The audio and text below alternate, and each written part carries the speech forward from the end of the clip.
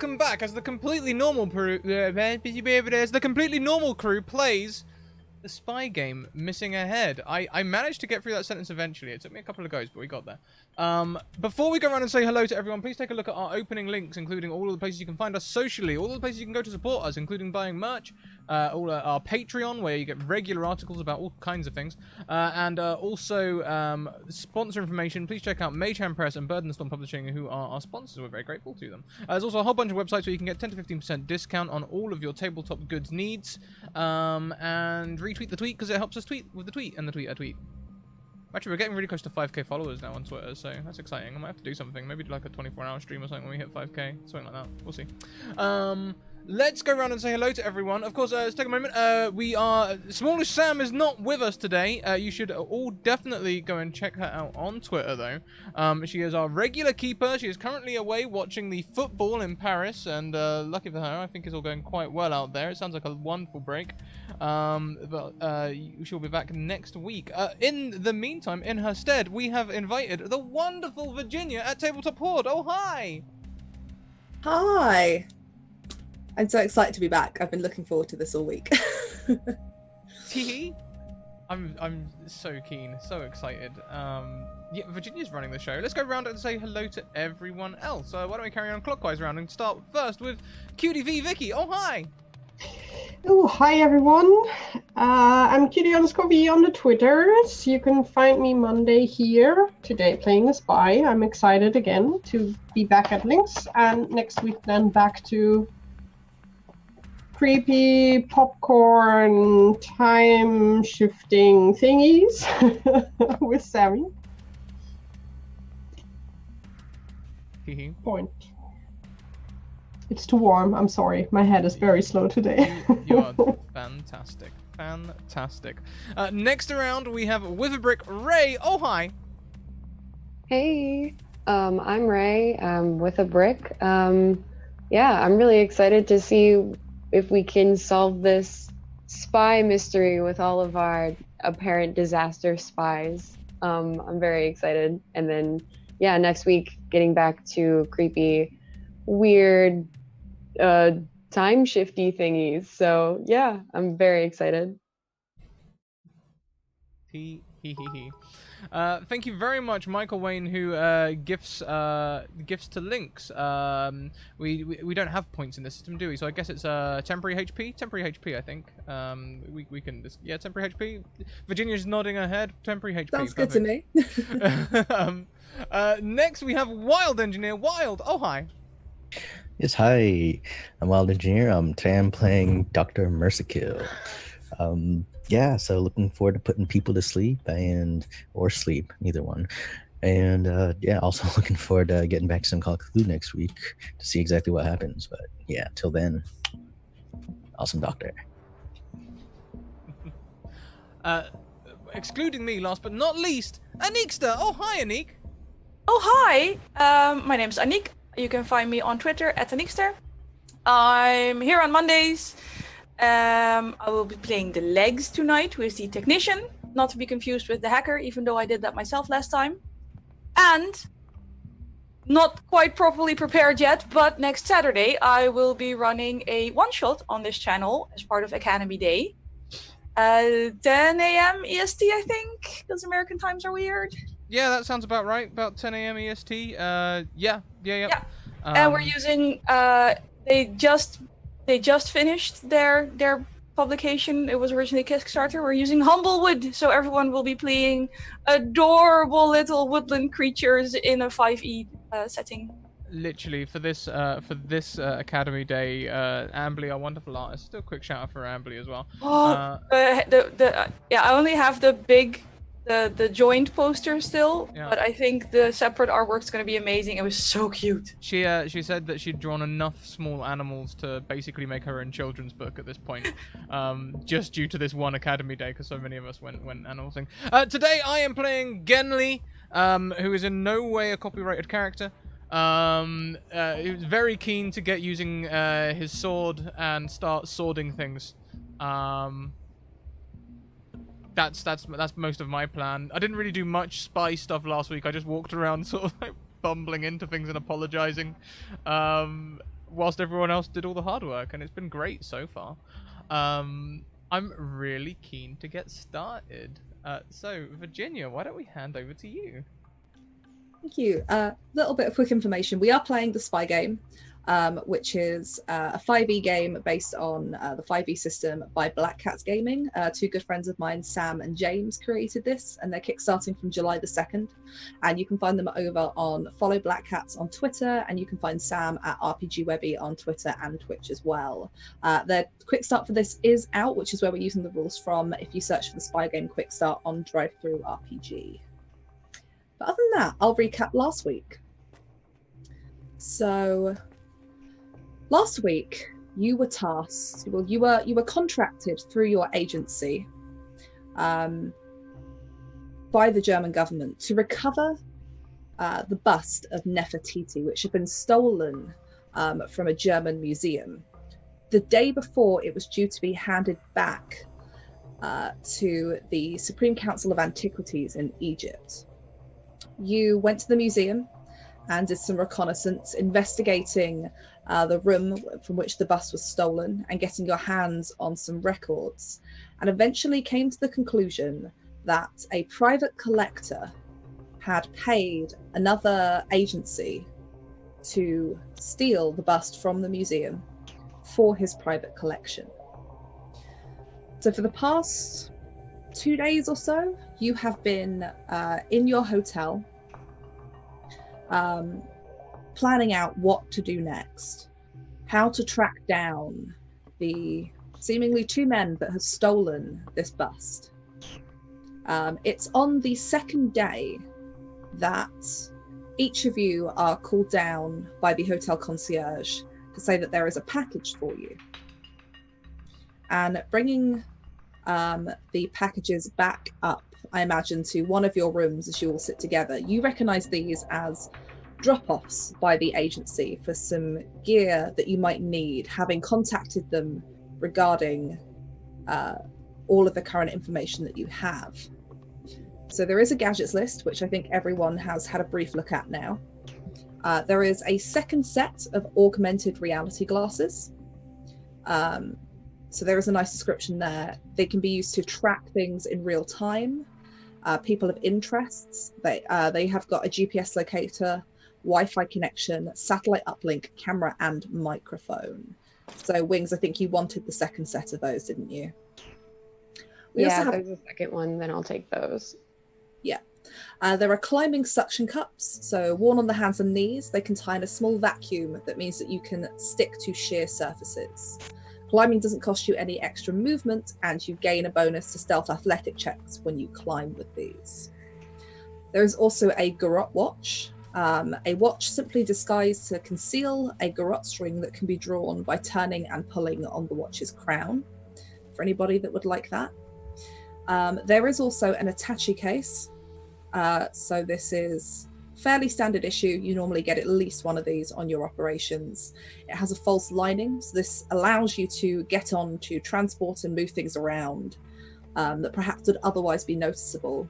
This does come with a silenced light pistol, a garrote string, 4 pistol magazines, some cash, and a disguise kit. So I think Lynx wanted the silenced pistol from that. Am I right? There is also some fun stuff for the doctor. We have a corrosive enzyme that is designed to melt through metals and alloys, and is generally quite toxic anyway. And there is also a small dart gun, and this has been loaded with sedative darts. There is also a cellular interceptor, so this can tap into active cell phone calls being made with 100 foot of you. It takes 10 minutes to set up, and it can only tap into the cell phone as the call is being made. There is also, along in there, a brand new tablet for your technician that has got some hacking software loaded onto it as well.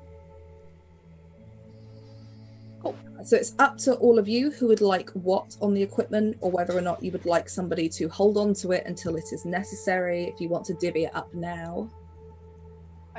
I throw my head in for the cellular interceptor to go with the laptop, the tablet, and the hacking vibe. I don't necessarily want any of the weapons because I actually have a submachine gun. I have no idea where I'm going to leave it. Well, So you do have an casual. attache case, which you can put it in the false bottom of that. I also have a ratty looking backpack which is sturdier than it appears. So many options. But I'll take the cellular interceptor if nobody minds. Yeah. I would go for the climbing cups if no one else wants them. I think that would fit well for sneaky little me. Sure. I mean, I could totally go for augmented reality glasses. That could work. I think Wings has taken the second set of those. Got it. So- Don't Cool. you want a garrote watch? I I mean, prefer to use your hands. I've got a great big sword. I've got close quarters quite sorted, you know? No, at some point you're going to be in a quarter so close you can't swing a sword. Do you want the climbing gear? Then you can climb and jump on people and attack them. I could totally take the corrosive enzyme. Pick the sedative dark gun. Sedative dart gun. Okay, as long as everyone knows who has got what. We can always hand off to each other if we're Yeah. splitting up. And or you can always keep actually stuff planning. in the attache case and Yeah. get it out as and when needed if you have to, which you might have to if any of you've got weapons bigger than kind of a light pistol. Yeah, I don't know who currently has the attaché case. Can we sort of cradle my submachine gun in there? I just want her to be okay. Yeah, you can. You open up the false bottom and place it in there and close it up. Great. So, as you are divvying up your gear, inspecting it, going through it, preparing yourself, Legs, your mobile phone beeps. And there is a text message that is listed as coming from Monarch, your handler at the agency. Yep. All it says is, we've been watching the CCTV. 4 blocks down, the cafe on the right. They've been spotted. I'll turn to the rest and go, guys, they've been the people we're looking for have been spotted 4 blocks down in a cafe. I think maybe Wings and someone else should go have a drink. Anybody interested in coming? I'm definitely down to go. I'll be heading in that direction, but I don't think I necessarily need to be seen. I think I'll be close enough, but not visible, at least so I can just clearly tap away on my laptop and see if I can overhear anything.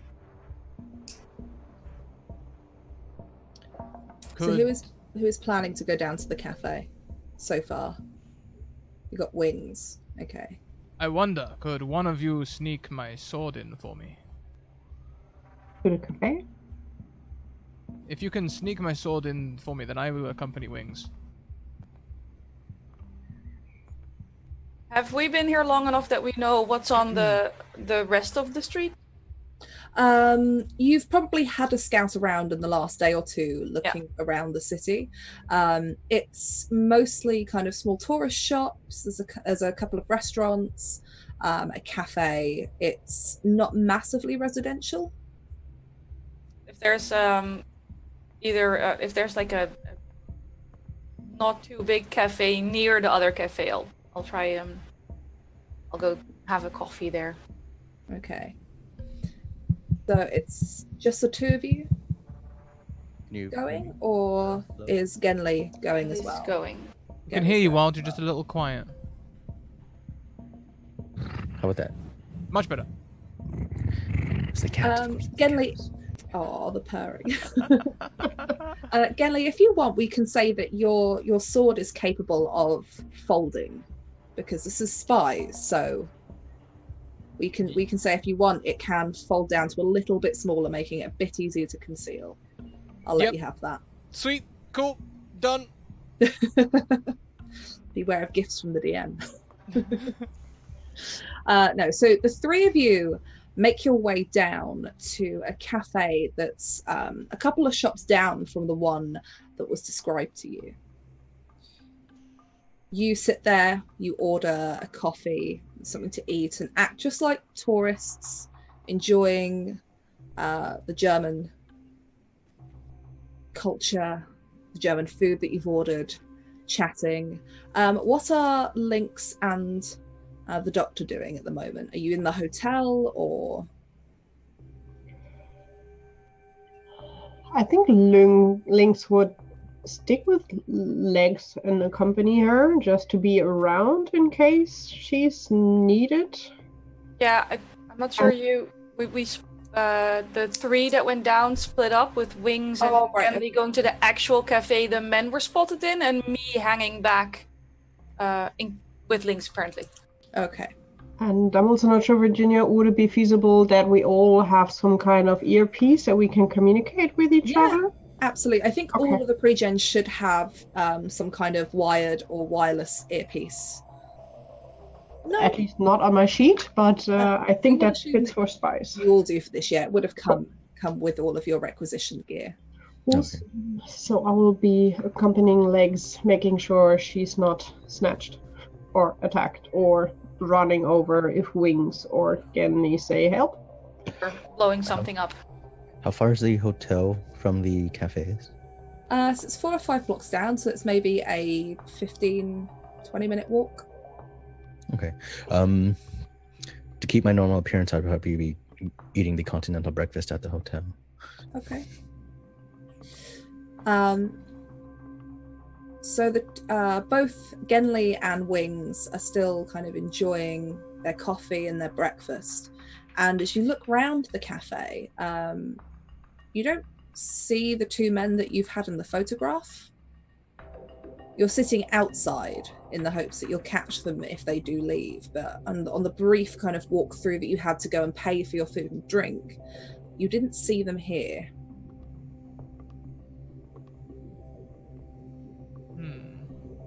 Legs, what are you doing down in the other cafe? Yeah, I was just about to ask if Monarch has apparently been watching CCTV. Clearly the system isn't perfectly secure. I'm going to go back to still being a bit of a hacker, not so much someone who tinkers. Can I gain access to the CCTV? I'll let you attempt to. It'll be a bit more difficult because you aren't a kind of dedicated hacker. No. But it seems to be what's most practical in the situation, rather than buying a drone and flying it over the cafe. Yeah, it might be a little bit noticeable in this. Yeah. In the street. So this is going to be accessing a system. So I am just bringing up the hacking stuff on the quick start here. Okay. I'm using physical dice again because Roll20 is a bitch. That is absolutely fine. It was not kind to you last week. It really wasn't. I have sparkly unicorn dice today. Maybe they'll treat me better. Hey, Michael Wayne, thank you very much. Gifting an advantage to Legs.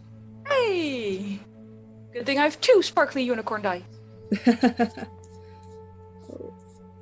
Sorry, Thank my you PDF viewer so is not playing ball with me today. Here we go. So yes, so this is a basic hacking action. This is one that anyone can do, whether or not you're a hacker class. I'm going to set this a DC of. This is going to be 13. Mm-hmm. And is this espionage, infiltration, or infotech? This will probably be infotech for this. Okay. I have to save to use my advantage before I roll. Yeah. I'll just use it now. We need to start finding these people. Oh, cool. 17. 17. Yeah. Okay. And a 3, so thanks for the advantage. So you begin tapping in, and through your Wi-Fi connection, it's not difficult for you to access a CCTV network. It's something that you've done many times in places that you've been in. You're well practiced in it. You start flicking through various cameras in the area. It's not well covered with CCTV. There are lots of blind spots. But what you do catch is maybe a block over is what you think are the back of the two men walking down one of the streets, and one of them is on the phone. Great. They briefly disappear just out of the edge of the camera. So they're walking away from our hotel and away from the cafe I'm in? Okay. I will start by using the earpiece to tell Wings and Genly where they're heading, so they can start following them, hopefully. Will be a little rude, and I'll just shove my laptop at Links, say, keep watching this, and then I will also leave, taking my cellular interceptor and the tablet with me, and relying on Links to tell me where they're going, while I'm also going to follow them. Okay. No, Links is fine. You have this laptop thrust at you that's got about 4 different windows open, all showing various CCTV cameras. It's fine, you got this! As the Legs gives you a brief intro in which buttons to press before grabbing something out of her bag and making her way off down the street. Genly and Wings, you both get the message from Legs over your headsets that she thinks she's spotted the 2 guys just the street over, and that she's following and wants you to do the same. Doctor, you probably hear this over your headset as well because they're linked up comms, so you're also being kept in the loop about what's going on here as you enjoy your continental breakfast in the hotel. Are they headed in the direction of the hotel or away from the hotel? Away from the hotel. So I'd probably start heading in that direction as well. So Okay, not so too far behind. You quickly finish up what's left on your plate, excuse yourself from the table, and with your briefcase and other stuff, you exit the hotel, making your way towards the location that's been described to you. Genly and Wings, what are you both doing? Well, we've just received information from Legs, right, about where to head? Yeah. Wings, that is our signal. Well, let's get going then. We don't want to fall too far behind. Do the classic action movie, finish the espresso shot and... I was just thinking that. I was like, just down the cup of coffee, slam it, and go. You both do it at exactly the same time. You give each other a look, you finish the coffees, you slam them down, and it's almost exactly in sync. Get up out of the chairs and start walking.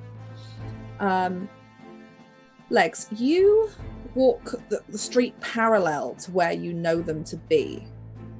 When it does take time to set up the cellular jammer, and it will only work while they're on the phone. So are you doing this while you're walking?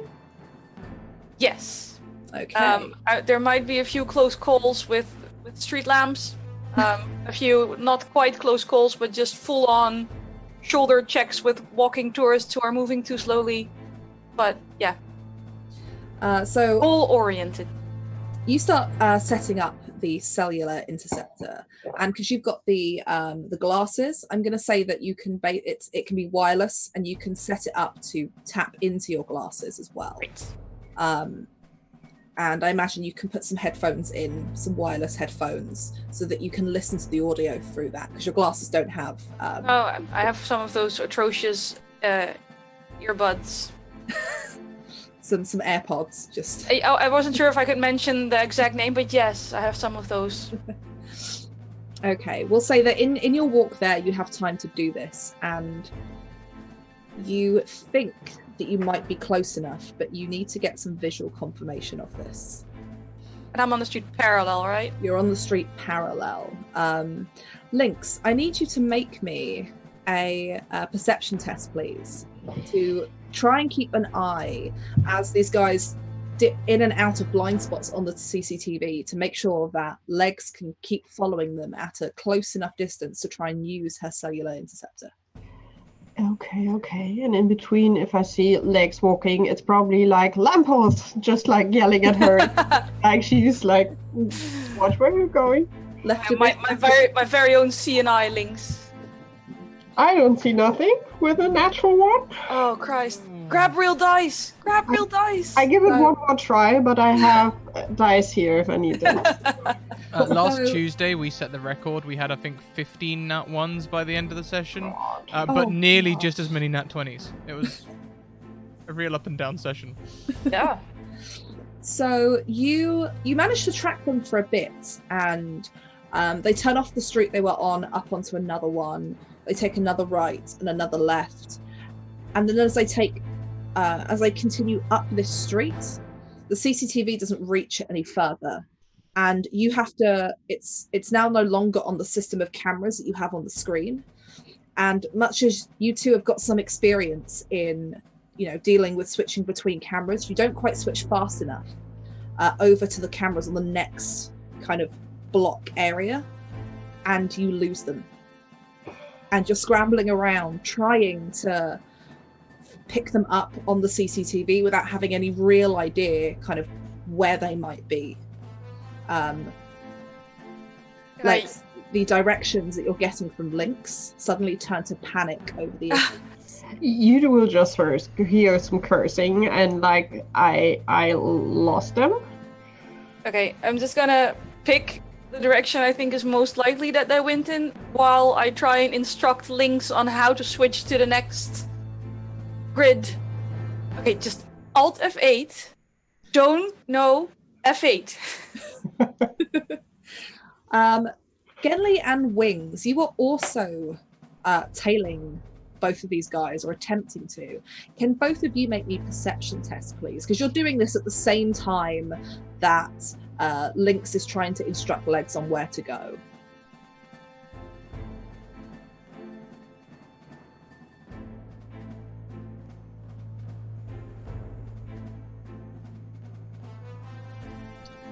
So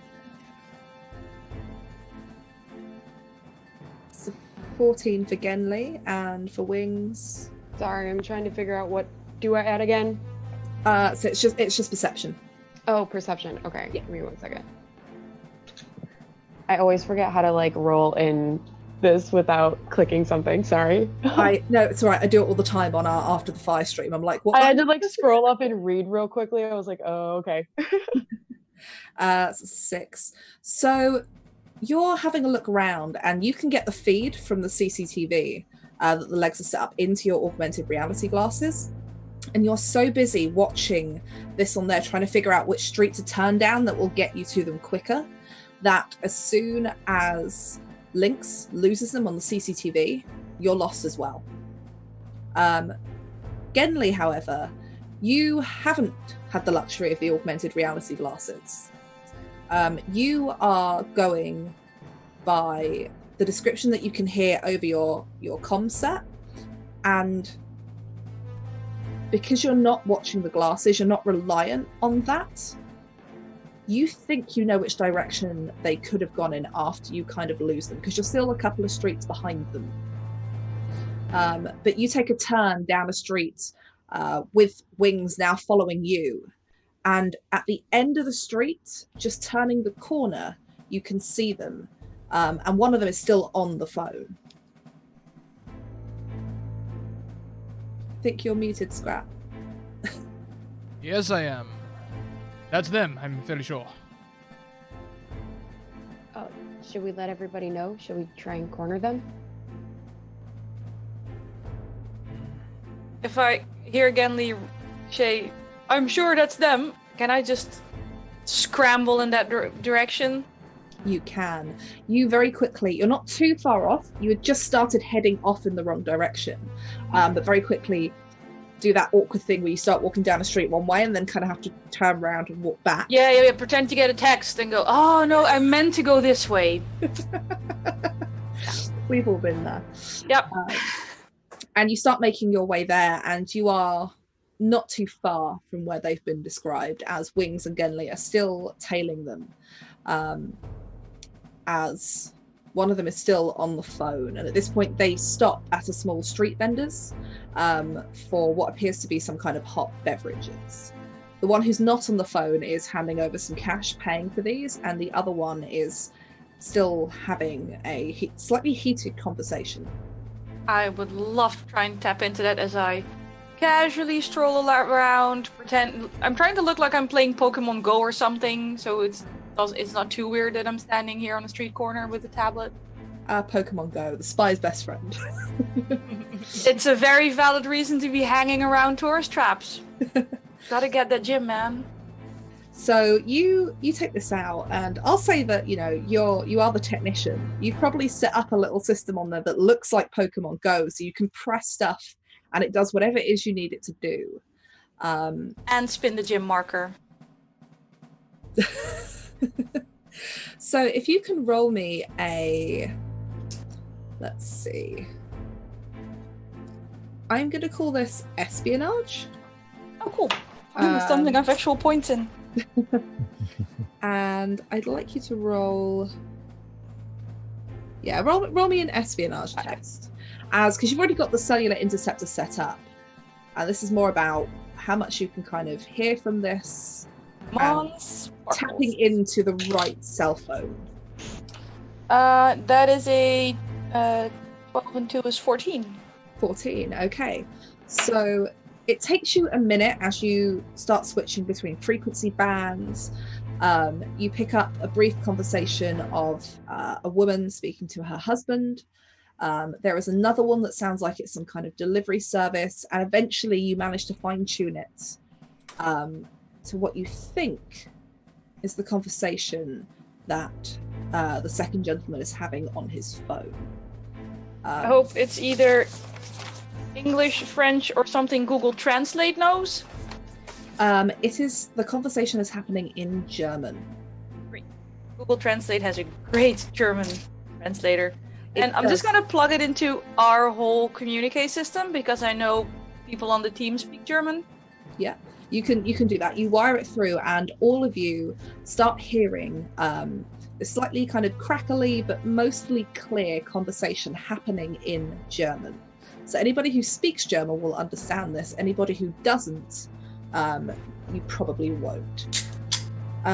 Somebody on the other end is saying, I'm sorry it was late, but we're loading it now. We're waiting for them to arrive at the station. And the man on the phone is saying, we dropped this off to you the day before yesterday. It should have been loaded and out of here by now. Do you realize that the client has had to book a later train? How long until they reach there? And you can see he sounds very annoyed. There is an urgency to his voice. And somebody on the other end says, the train is due to depart in 20 minutes. They should arrive long before then to take their seats. And the irate gentleman says, and everything's been sorted. It's been locked away. There has been security. That's what was paid for. He seems very angry and concerned that things might not be going the way that he'd hoped. Before the voice on the other end reassures him, yes, we have placed it in containment in the luggage car. It's all sealed away.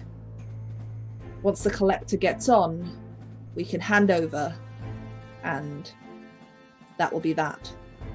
He gets the object, we get the money. He says, good. Be sure that they're there before the train leaves. And hangs up. And that's where the cellular interceptor cuts out then, as soon as the phone call's ended. I probably got the gist of it, but I'll wait for our German-speaking teammate to actually properly translate what's going on. Yeah, I was gonna say I would be kind of like, especially with the glasses, if there's a way that I can like bring up little captions on her glasses as she's like conveying it to me, so I can translate it back to her without speaking over it or something like that. What you can probably do is shut off the mic to your headset, and use the mic on your glasses to repeat it in English as it's going, and kind of have a voice translate, which then transcripts it over onto Lex's glasses for her. Cool. I think I know German, so I think after the conversation I'd be like, if anyone has access to a computer right now, if we could find any trains that are departing in the next 20 minutes, that's probably our goal. I was just typing to Links. You have the laptop. Look up the train schedules. I would, and I'm already like, there's so many different train stations with trains leaving, so it will be interesting, but Lynx will try. And see which trains will leave in the next, 20 minutes? In Yes. 20 minutes, yeah. So let's have a look. Which in German train mean like in an hour because it's late? Yep. That seems accurate. I'm going to say here, Lynx, either roll me an infotech test, Yes. or I will say you can roll me an infiltration test as well. Then I will use infiltration, that's much better. At least the bonus. Yep. I will take a 26, please. Wow, you roll 20 really likes you. Well, the Well, first she one did was get a a- 1, Yeah. and I lost them, and now I'm getting a 19, so it's like, okay, don't give up on me. But last week Um, it was really good to you as well. Like, You have done this many times before for when you've had to do solo ops for infiltration, having to look up these things and go by judgment based on location, what is going to be the most likely scenario. There are a couple of train stations that you look at. Some of them are quite far out, and you rule these out. You do know that the collector from the requisition order that you guys found is an English collector. And there are only 2 train stations at which a train that will leave and eventually have a destination in London. One is leaving in about half an hour. The other one is leaving in nearly exactly 20 minutes. I will share with the team. Probably the one in 20 minutes. That sounds like the one. But there might be another option in around half an hour. And how far would be the train station? Are they going from the same train station or different ones? This train only stops at the one station here.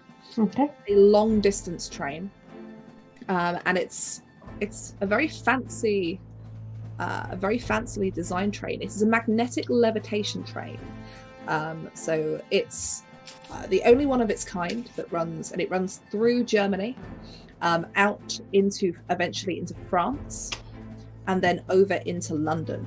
So this train has got no moving parts. The only part that moves itself is the train along a guideway of magnets that control the train stability and speed. They are incredibly fast, traveling at nearly 200 miles an hour. And it's basically, it is an express train. It stops here. It stops just outside of Hamburg. The next stop is Paris, and then London. Okay. Then I guess that's it. How far would the train station be away from our rough location? To walk it, Mhm. maybe 30 to 40 minutes. Okay. It could be just as long with public transport, taking into account traffic. Am I anywhere near a motorcycle? Yes. Make a perception test. Lynx would also scan if outside she can see any motorcycles or people just... Also make me a perception test. 13. 13. Wings and I are still tailing them, right? Pretty much, yeah. They've stopped for coffee. One of them's having a cigarette. I guess if I could hail a cab. Yeah, I mean, in this time, you probably caught up. It wasn't too far from the hotel, so you can probably meet up with Genly and the Wings if you want to. Sure, why not?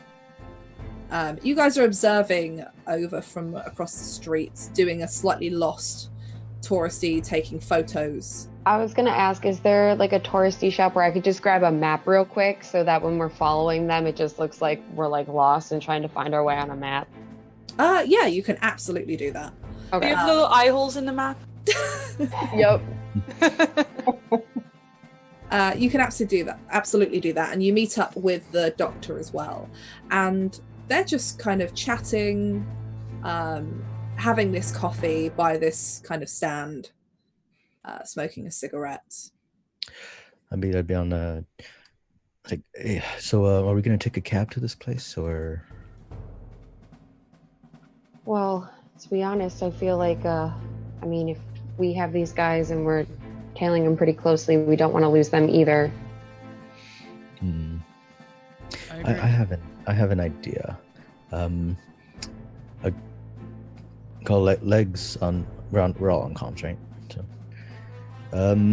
you may not like this, but would you be willing to crash your drone into the tracks? Yes, I was actually about to requisition a bike to make one little stop for pickup, get some supplies nearby, and go to the train station. But yeah, I figure if we could. I'm not morally opposed to crashing things. You should know this by now. Yeah, so with what both of you rolled, there are some motorcycles parked up on the street in both of your locations. Bear in mind that it is broad daylight. Yeah. There are people around. Doctor, do we really want to disrupt the train service? I mean, do we need the time? The people are used to it. They don't care. I'm not. Shinkansen always on time. I mean, if we need the time to get to the train, I don't see. I mean, they're right there. We could just tail them. If we go to the train station now, we could even get tickets and do it above board. These two guys that you are watching don't appear to be in any rush to go anywhere. When they do eventually walk off, they're making their way towards a restaurant over on the other side of the street. You get the feeling that perhaps they are not the ones making the drop-off. Are any of those... I mean, I saw motorbikes. Do I see any of those terrible... I honestly don't know what they're called in English. You have those horrible touristy rent-a-scooters that actually go quite fast and are super dangerous. That are all like white and yellow, and you rent one for a day. Yeah, they're scooters. Yeah, yeah, you have the ones like the little Vespa ones. They go a little faster than a regular scooter. Yeah. I mean, there are. I don't know if they have those necessarily for rent in Germany. I know Berlin has them, but I don't know what they're actually called. But are any of those around? Because if I take one of those, it'll be slightly less obvious than stealing someone's actual motorcycle. You're still going to have to get it started, though, if you're not renting it legitimately. Yes, I am willing to hotwire the rent-a-scooter. Which is actually something I'm not bad at if I look at my character sheet. Sure, I'll let you attempt it. It's going to be a bit more difficult, though, because it's broad daylight. Yes. There are lots of people around. Also true. What is everyone else doing while the legs is attempting to hotwire a rent-a-scooter? I will just ask the doc if he can make a stop at the cafe and pick me up with the cab before we drive off to the train station. Okay, so is everyone else getting in a cab? I would assume so. If we don't get the sense that these guys are the ones that we need to be immediately following, then we should probably head in the direction of the drop-off point. Mm-hmm. Some way, shape, shape, make or an form. insight test if they really want to be sure. I will. I'll whatever try to that, see if there's anything that I can do with the glasses to like assess their threat level. So yeah, it'll be just an insight test then. Yeah, Okay. I've thrown an insight there as well. I'm all over that. Like, as soon as they start walking towards the restaurant, Genli's eyes just narrow, like, wait a minute. I got an 11. 11. Okay. Yeah. Doctor, did you want to make one as well, since you're with the group now?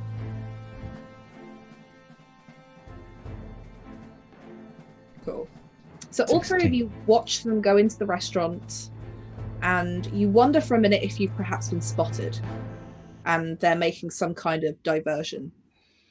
Until the menus come out, and so do the bottles of wine, and they're sitting and chatting, and they appear to be relaxed and comfortable, and all of your training suggests that these are now just two men having lunch. They might have been the thieves, but they are definitely not the ones that are now in possession of or will be dropping off the object that you have been tasked to recover. Wings, what you can do is, using your glasses, because they do have a camera on them, is photograph their faces and send that off to your agency. Let them know the location. And as you do all of that, you are notified through an email that pops up on your glasses from Monarch that the German police have been alerted and are currently on their way to the restaurant. Okay, let's get to the train station. Yes, let's be on our way. Okay, you hail a cab, you get in it, and you hope that there is not too much traffic. Legs, let's see how you're doing at hot wiring that car. So this is going to be a mechanics test. Yes, which is great because I also have mechanics tools. Those don't give bonuses, right? I don't believe you. Let me have a look for you. I can double check because I think I have the equipment chapter here. Okay, because I'm both proficient with them and I have them with me. It might just be that they make something possible, but I'll double check that there's no bonus Okay. you get from this. Scraping points here. I know how I've been rolling. Hey, no, it's all good. So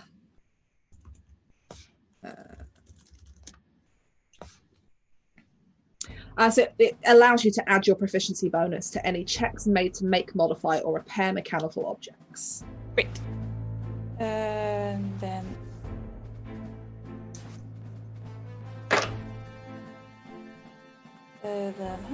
It's 16 plus my proficiency modifier, which is 2 for 18. 18, awesome.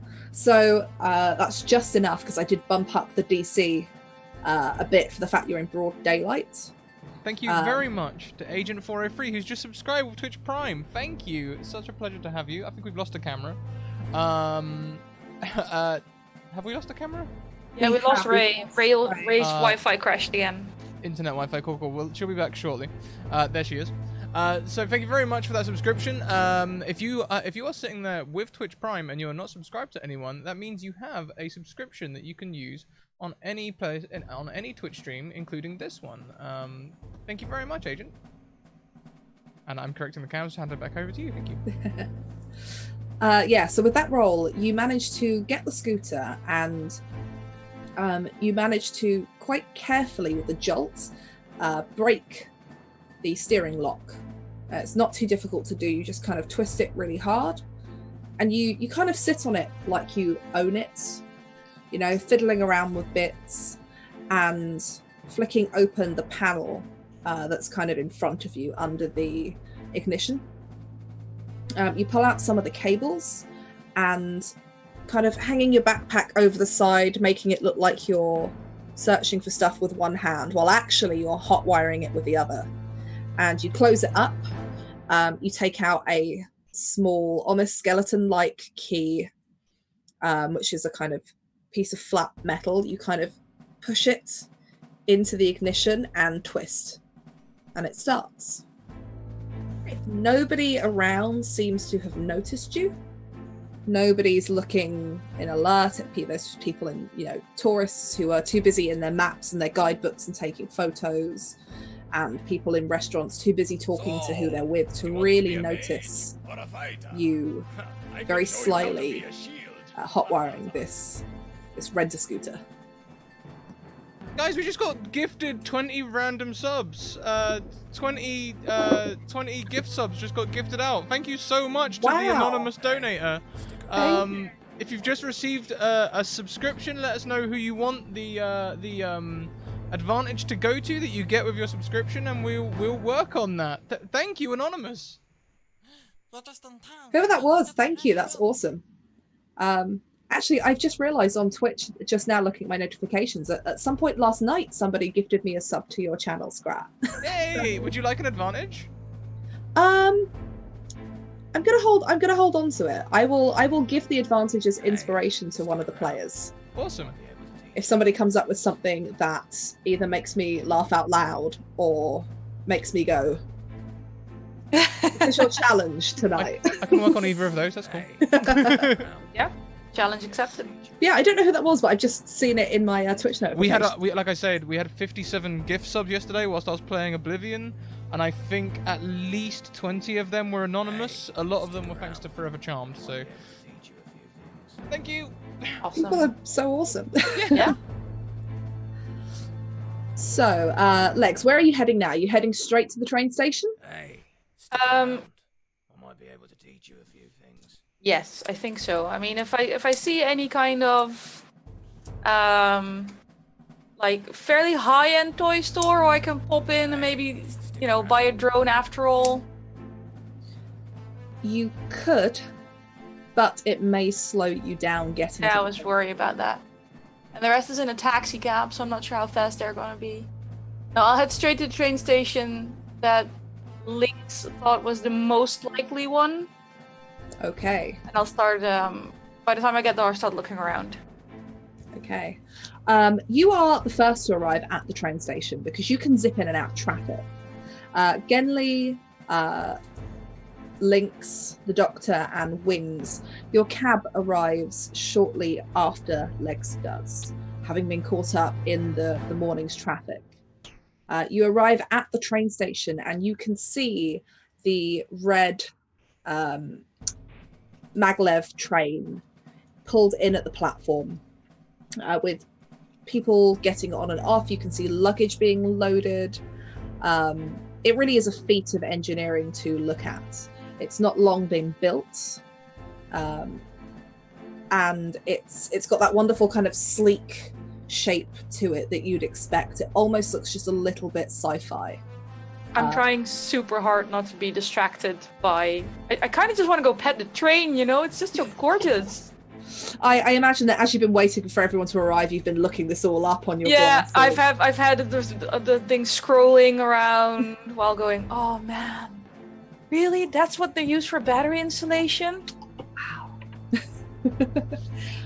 So all of you converge at the train station only a few minutes before it is due to depart. You do not currently have tickets, but you do have all of your equipment that you brought with you. I'm assuming somebody has brought the attaché case from the hotel, probably the Doctor, because she would have had time to nip up to the room and grab it if need be. Okay. What What are Okay. you doing? As you hear the call, any of you that speak German, is basically the last call for. This is the last boarding for the maglev train to London. Like, we need to get on now. They're Yep. about to leave.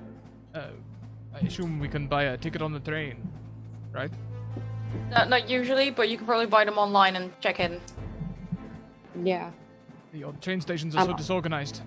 I was gonna say, could I, like, while they're talking, look at, see if I can look up tickets and buy them with my glasses? Sure. So you start. You whisper the voice commands because these aren't quite high level enough that you can kind of Tony Stark it. That's totally fine. I'll, like, talk to myself if I have to. I imagine that you can put a headphone in or something, so it looks like you're on the phone. Cool. And you do manage to find the website for the train station. You speak German, don't you? So this isn't an issue for you. Yeah. You do see the tickets. What I want to do is make you make an infotech test to see how quickly you can buy these tickets as you're also trying to navigate through the station. All right. Does it look like Wings needs some time? Do we need to buy them some time? I got. I there was is gonna a say I got rush. a 13. A 13. Yeah. So you start going through relatively quickly, and you have to fumble around in one of your pockets to find the agency credit card. It's under a false name that you've been given, and you're not familiar with the number because they give you a different one for each mission, so they're almost disposable. And if this was the one for your cover identity, you'd have it like that, but you bring it up and you're there kind of looking at this credit card, trying not to be suspicious. And I imagine that, are you making your way onto the train as you're doing this? Yeah. Okay, so as you're buying this, you're getting onto the train, essentially doing what Legs has suggested of just buy the tickets as you're getting on. So by the time someone comes round, hopefully you'll have them there to show. And as you get onto the train, who is first to step on? The Legs. Okay, you get on, and as you get on, the station guard, who has been walking the length of the platform, calling out, sees you all and says...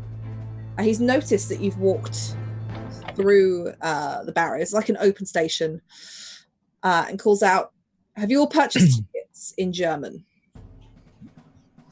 Which you, of course, don't understand. If I'm not too far behind, I'll try to push forward and in reply and just say, I'm just buying them now. I'm getting confirmation. Just give me 1 second and I'll be able to pull it up for you. Or however I can show him that I purchased the tickets, whether it be on my phone, an email or something like that. Just make me a perception test. I want to see if you notice this guard shouting this out, because currently you're busy watching this happen, trying to fiddle with this credit card.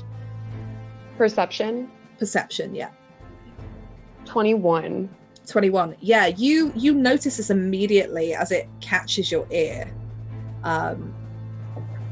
And you're trying to persuade him that you are buying the tickets because it's not a deception. No, I'm not trying to persuade him that I'm just trying to be honest and just say yeah, I'm in the process of, purchasing them, or just being oh, just give me 1 second. I'm trying to pull it up.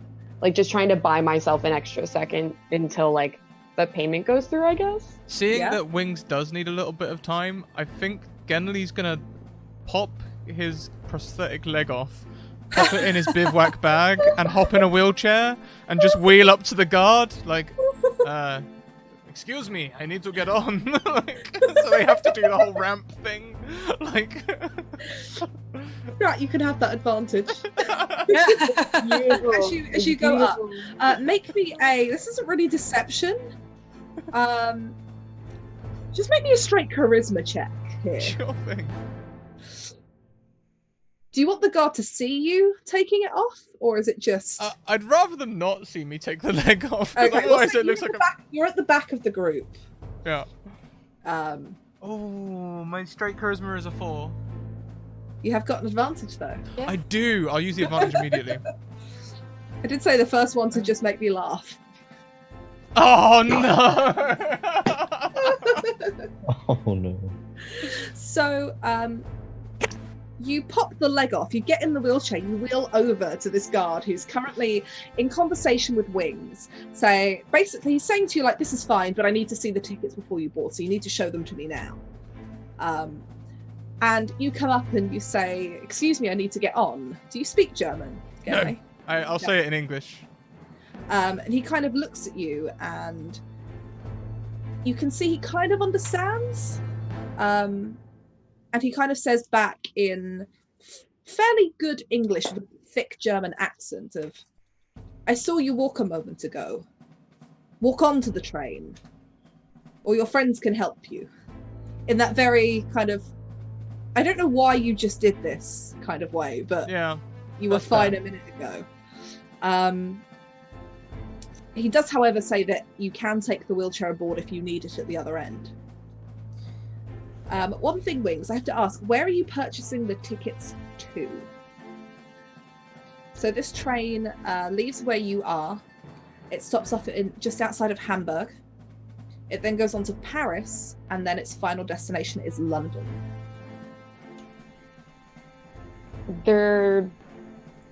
When we got all the information, they said that they were going to London, right? It's a buyer in London. then I would probably purchase all the way to London just in case we needed to go all the way there. Okay. You do also know, you heard over that phone call that essentially the buyer will be getting on the train and then they will be handing over and leaving. You just don't know where. Okay, well then yeah, then I would do the full trip just so that we're covered. Okay. It's fairly expensive. It's probably a little bit out of your requisition budget, but the credit card goes through. You get the tickets, and I'm assuming that the Legs is able to pull them up on her phone or her tablet to show the station guard. And just in the nick of time, as another calls out last boarding and the train is departing, you manage to get on. So I'll dip into my Second Life personal fund if I need. So, all of you on Roll20 should now be able to see a map. Hopefully, if Roll20 is doing what I've asked. You have got on the 5th car of the train. All of you should have a token. I have assigned them a little bit randomly. So, if you click around, please let me know if anyone doesn't have a token or doesn't seem to have control of a token that should be theirs. I can see the tokens, but I can't see a train. You can't see the map. I can just see a field of blue. Oh, that's odd. I can see the train and I can control a token. Yeah, same here. Huh. Try zooming out, Scrat. It is quite a big, long... Very long. It's a very It's long okay. map. I was Oh, on the wrong Gemini. overlay. I forgot I had I had GM on. It's my bad. So you guys get on in the 5th car. The train is fairly spacious. The center aisle is quite wide. The seats are very plush and very comfortable. There is some overhead racking storage for anybody that wishes to put like the attaché case up there. And there are several other people in this carriage with you. So there are civilians around. I would ask the guard. I was like, is somewhere I can put my case? I'm talking to him in German. You know, do you have like a luggage tray? He kind of points up and says, there is the overhead luggage storage, if you'd like to keep it with you. Otherwise, we charge a small fee for keeping valuables in a locked train car. It's normally used for larger cargo and larger suitcases, but if you wish to put your briefcase in there. Yes, I would actually. And Okay. so I pay him the fee. I was like, does he direct me over, or is somewhere I can not personally do it? He takes it from you. It's a fancy train. People are happy to do these things for you. The fee is that of 10 euros. It's not massively expensive, probably because it's a small case. Is your sedative dart gun in your briefcase? I would have had that on me because I would have think maybe we had to use it while we were trailing the guys. Okay. So that's on you, tucked away. You watch as he walks down towards car 6, and you lose sight of him. Can I try to follow sneakily, just hiding in between, as I can maybe do? Yeah, I mean, you can just attempt to kind of walk naturally down the aisle. You get the usual announcements of please take your seats. The bar is located in car 7. Dining is located in car. You've got that kind of the thing that you ever get on like long distance trains where it tells you where everything is. But if you're trying to do it, so you're just kind of looking like you're interested, walking around, just make me a stealth check. Okay, stealth. While she's rolling, my one of my toys is in that suitcase that is currently leaving my sight. Okay, so you put like a mobile phone or something. Yeah, no, I have the GPS tracker that's in there, and the disguised video camera that I don't usually carry around until I need it. Okay, yeah, I'll say Basically, just dumped a bunch of stuff in there, making someone else carry my stuff. The question is, does the doctor know that you've dumped stuff in there, or if you were just at some point when his when his luggage has been unattended, just slipped a bunch of stuff in there. I was like, he's fine carrying it around. All of my stuff is very bulky. I mean, there's already so much in this backpack. It'll be fine in here. I So have Doctor, no idea if the doctor knows. But at least I can follow the briefcase. Even though I don't necessarily want it to move away. it's up to you, Doctor, whether or not you know that the legs has put some stuff in your briefcase, or if you've just been wondering why it feels a bit heavier than usual.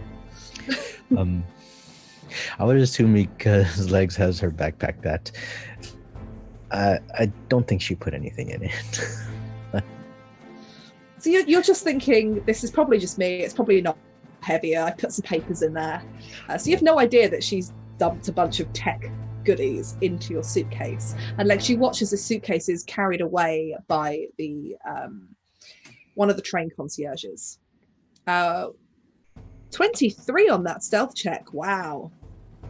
So you make your way through, and you make it out as if you're making your way to the bar. You stop in there briefly, order a bottle of water, almost touristy like in fashion of having a look through this train. You're not the only one. There are a couple of other people who are kind of walking around, having a look. The train is now in motion, picking up speed, and there's a few people pressed out of the windows watching. So you make your way through car 6, which is another car that is entirely seating. Car 7 is the bar that you passed through. There's a few tables in here, some bar stools. It's very well set up. It's a proper cocktail bar. It's got a slightly kind of almost 20s theme to it, like 20s prohibition, wood paneling. It's very, very posh. You make your way through that car into car 8, which is a dining car. So there are several tables in here, all set up for a 3-course dinner service. And you imagine that there is a kitchen somewhere further on. And I will briefly switch over to the map for the other cars, which hopefully everyone should be able to see.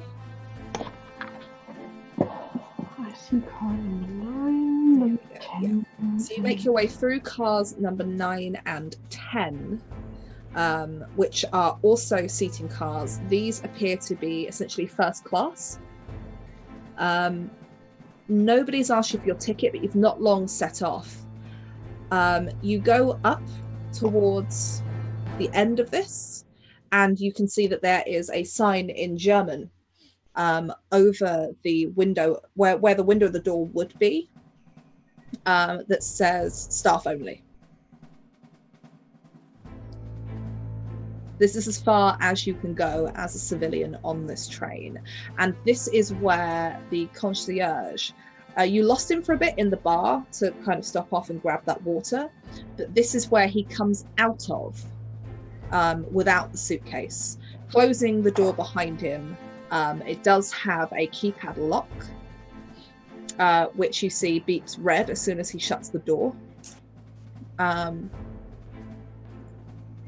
He's called over by a passenger who asks him briefly something about the train and where the dining car is, and he answers them. And you see he walks back off towards the train. Okay, I would just, maybe in an empty seat, just sit there, just like looking outside that he's not seeing me, because I'm not sure if he saw me with the rest of the gang. And going through all the trains or the different wagons, I would have just given information back to the team, like 7 bar, ooh, really nice, 8 dining, maybe for later, 9, 10, okay, and got the luggage card. It has a keypad. Legs, we might need a bit of help.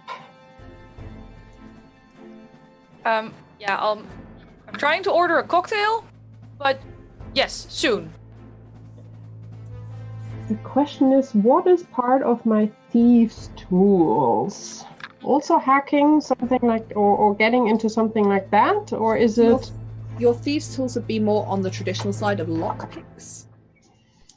Whereas anything like hacking into like an electronic lock would probably be more the technician's area of expertise.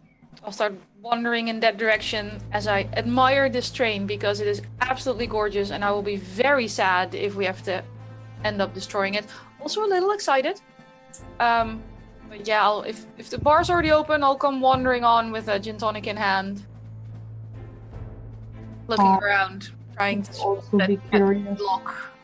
So you walk into first class, and you've got a gin and tonic in your hand. Let me just move your tokens over. This is where it's going to get fun. I have to remember who is who. I think I had a helmet on. I had a machine gun in my hand or something. Yeah. Oh.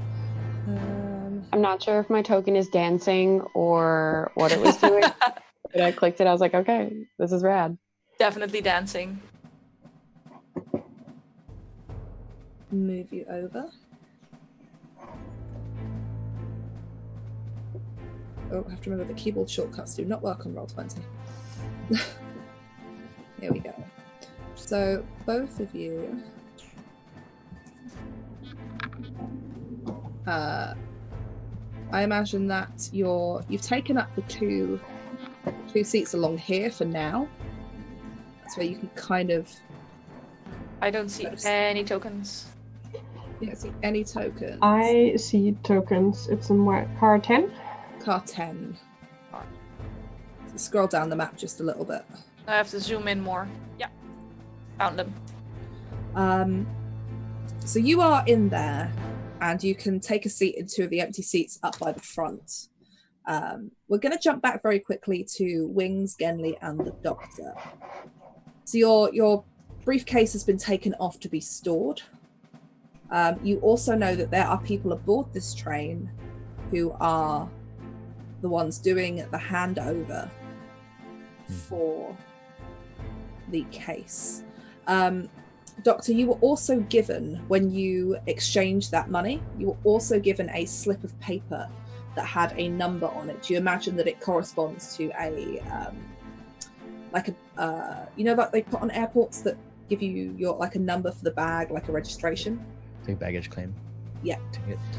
You imagine that that has been attached to your briefcase at some point during its course of going to the luggage car. And you're all currently sitting in the seats. How much time do we have till the first destination? You've got roughly, trying to think, probably not very long. You're in, what, Berlin? I think it was Berlin. Yes. So Berlin to Hamburg. Some Google action here. Standard train is around 2 to 3 hours. I guess this one goes a bit faster than normal trains. I know the Shinkansen. This is like my little. I'm so traveled and experienced, guys. I remember the Shinkansen took us from Kyoto to Tokyo, which was like 8-hour drive in about an hour and a half. So we'll say it's an hour before you reach Hamburg, or just outside of Hamburg, with this train. That's currently the time that you have, but you are sat back in. I've got to remember to switch this back over so I know who's where.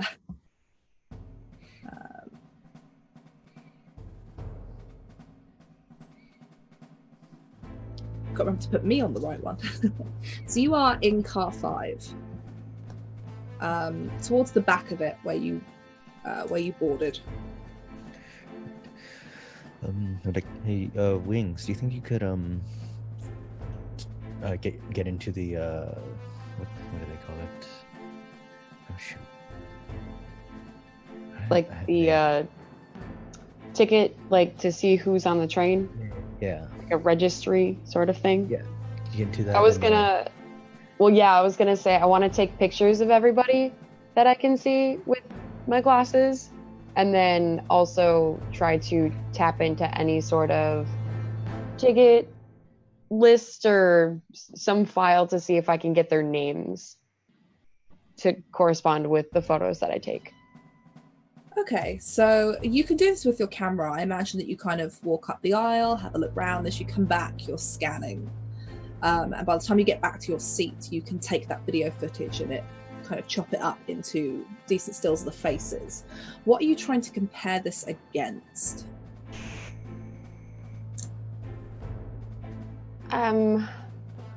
I guess nothing at the moment, because we don't know who is who. We don't know like anybody who like names or anything. So in my earpiece, wherever, try to connect with Lynx or Legs and just say, hey, so I have a still of everybody on board the train.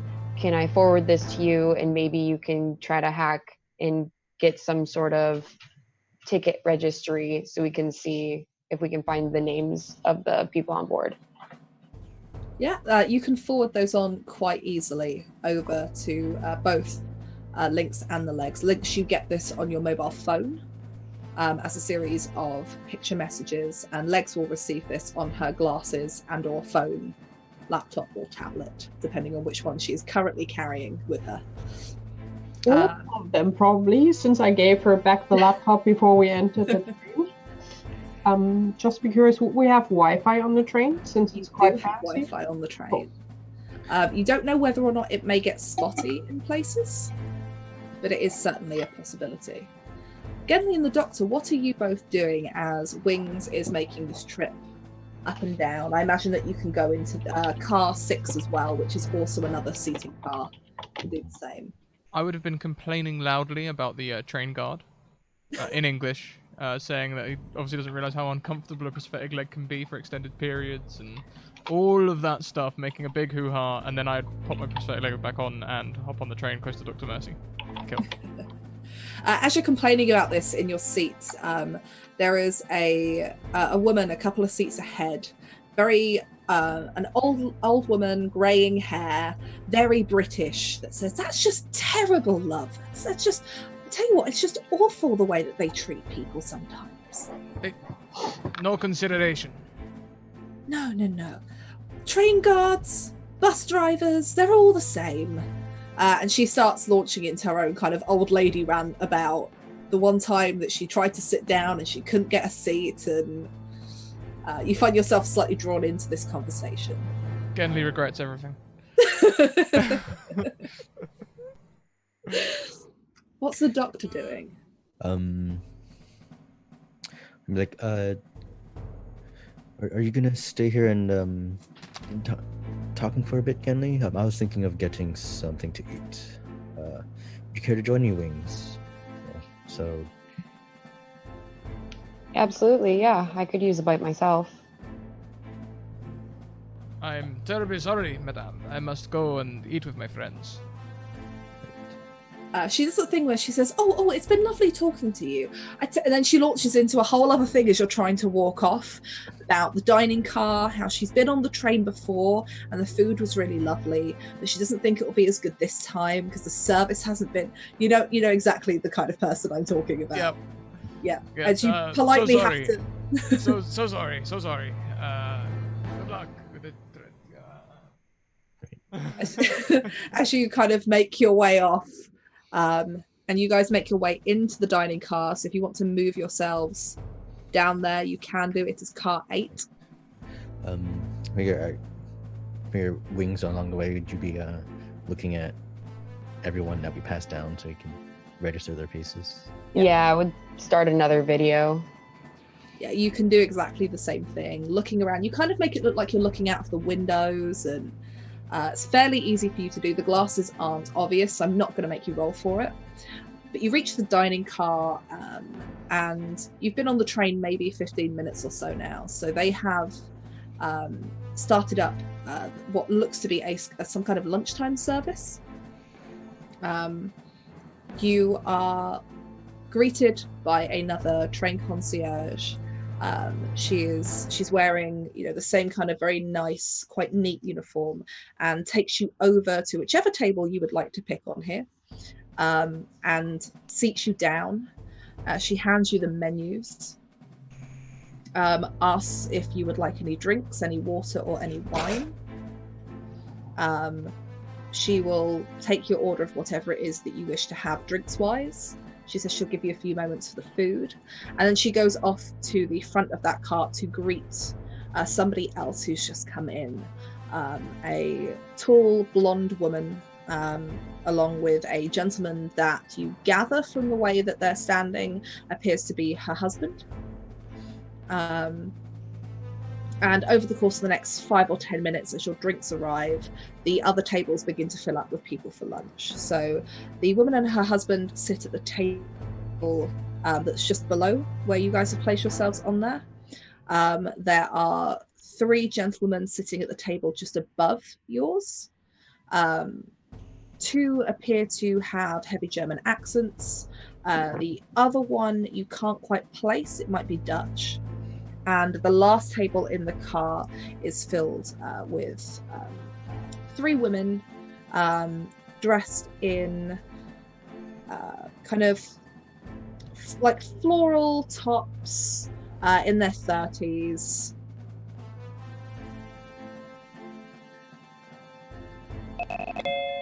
Wow, first time I've had a Zoom crash in quite a while. Hopefully we'll be back very shortly. Sorry about that, everyone. We are back, we can hear you, and it looks like we can see you again. Sorry about that. I thought we'd fixed our Zoom crash issue, and that's the first crash we've had since the fix. Never mind. Are we all back? Yeah, I think we're all back. Still live. Awesome. Okay. Yeah, kind of reminds you of kind of like mums on holiday as they're sitting there. They appear to be drinking what is most likely the cheapest Pinot Grigio. And there's also a bottle of rosé on the table. I'm sorry, I worked in hospitality, so all of these people are like stereotypes of people in restaurants. They appear to be a little bit loud but enjoying themselves as your drinks arrive and your starters, whatever it is that you've ordered, arrive at the table for your lunch.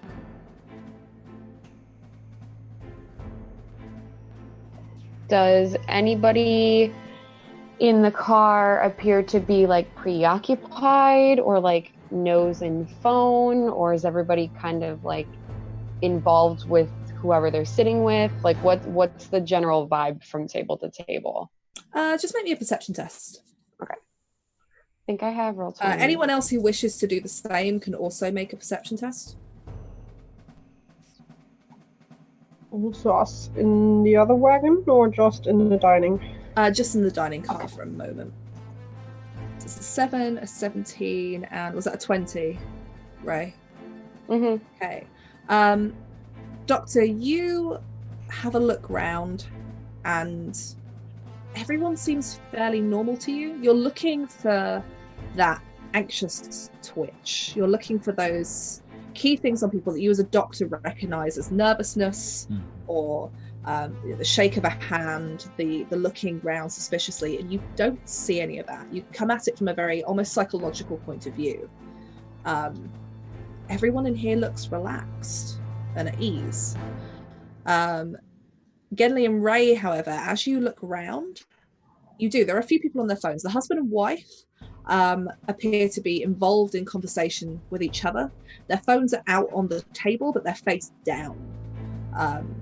And it looks like a very deliberate act.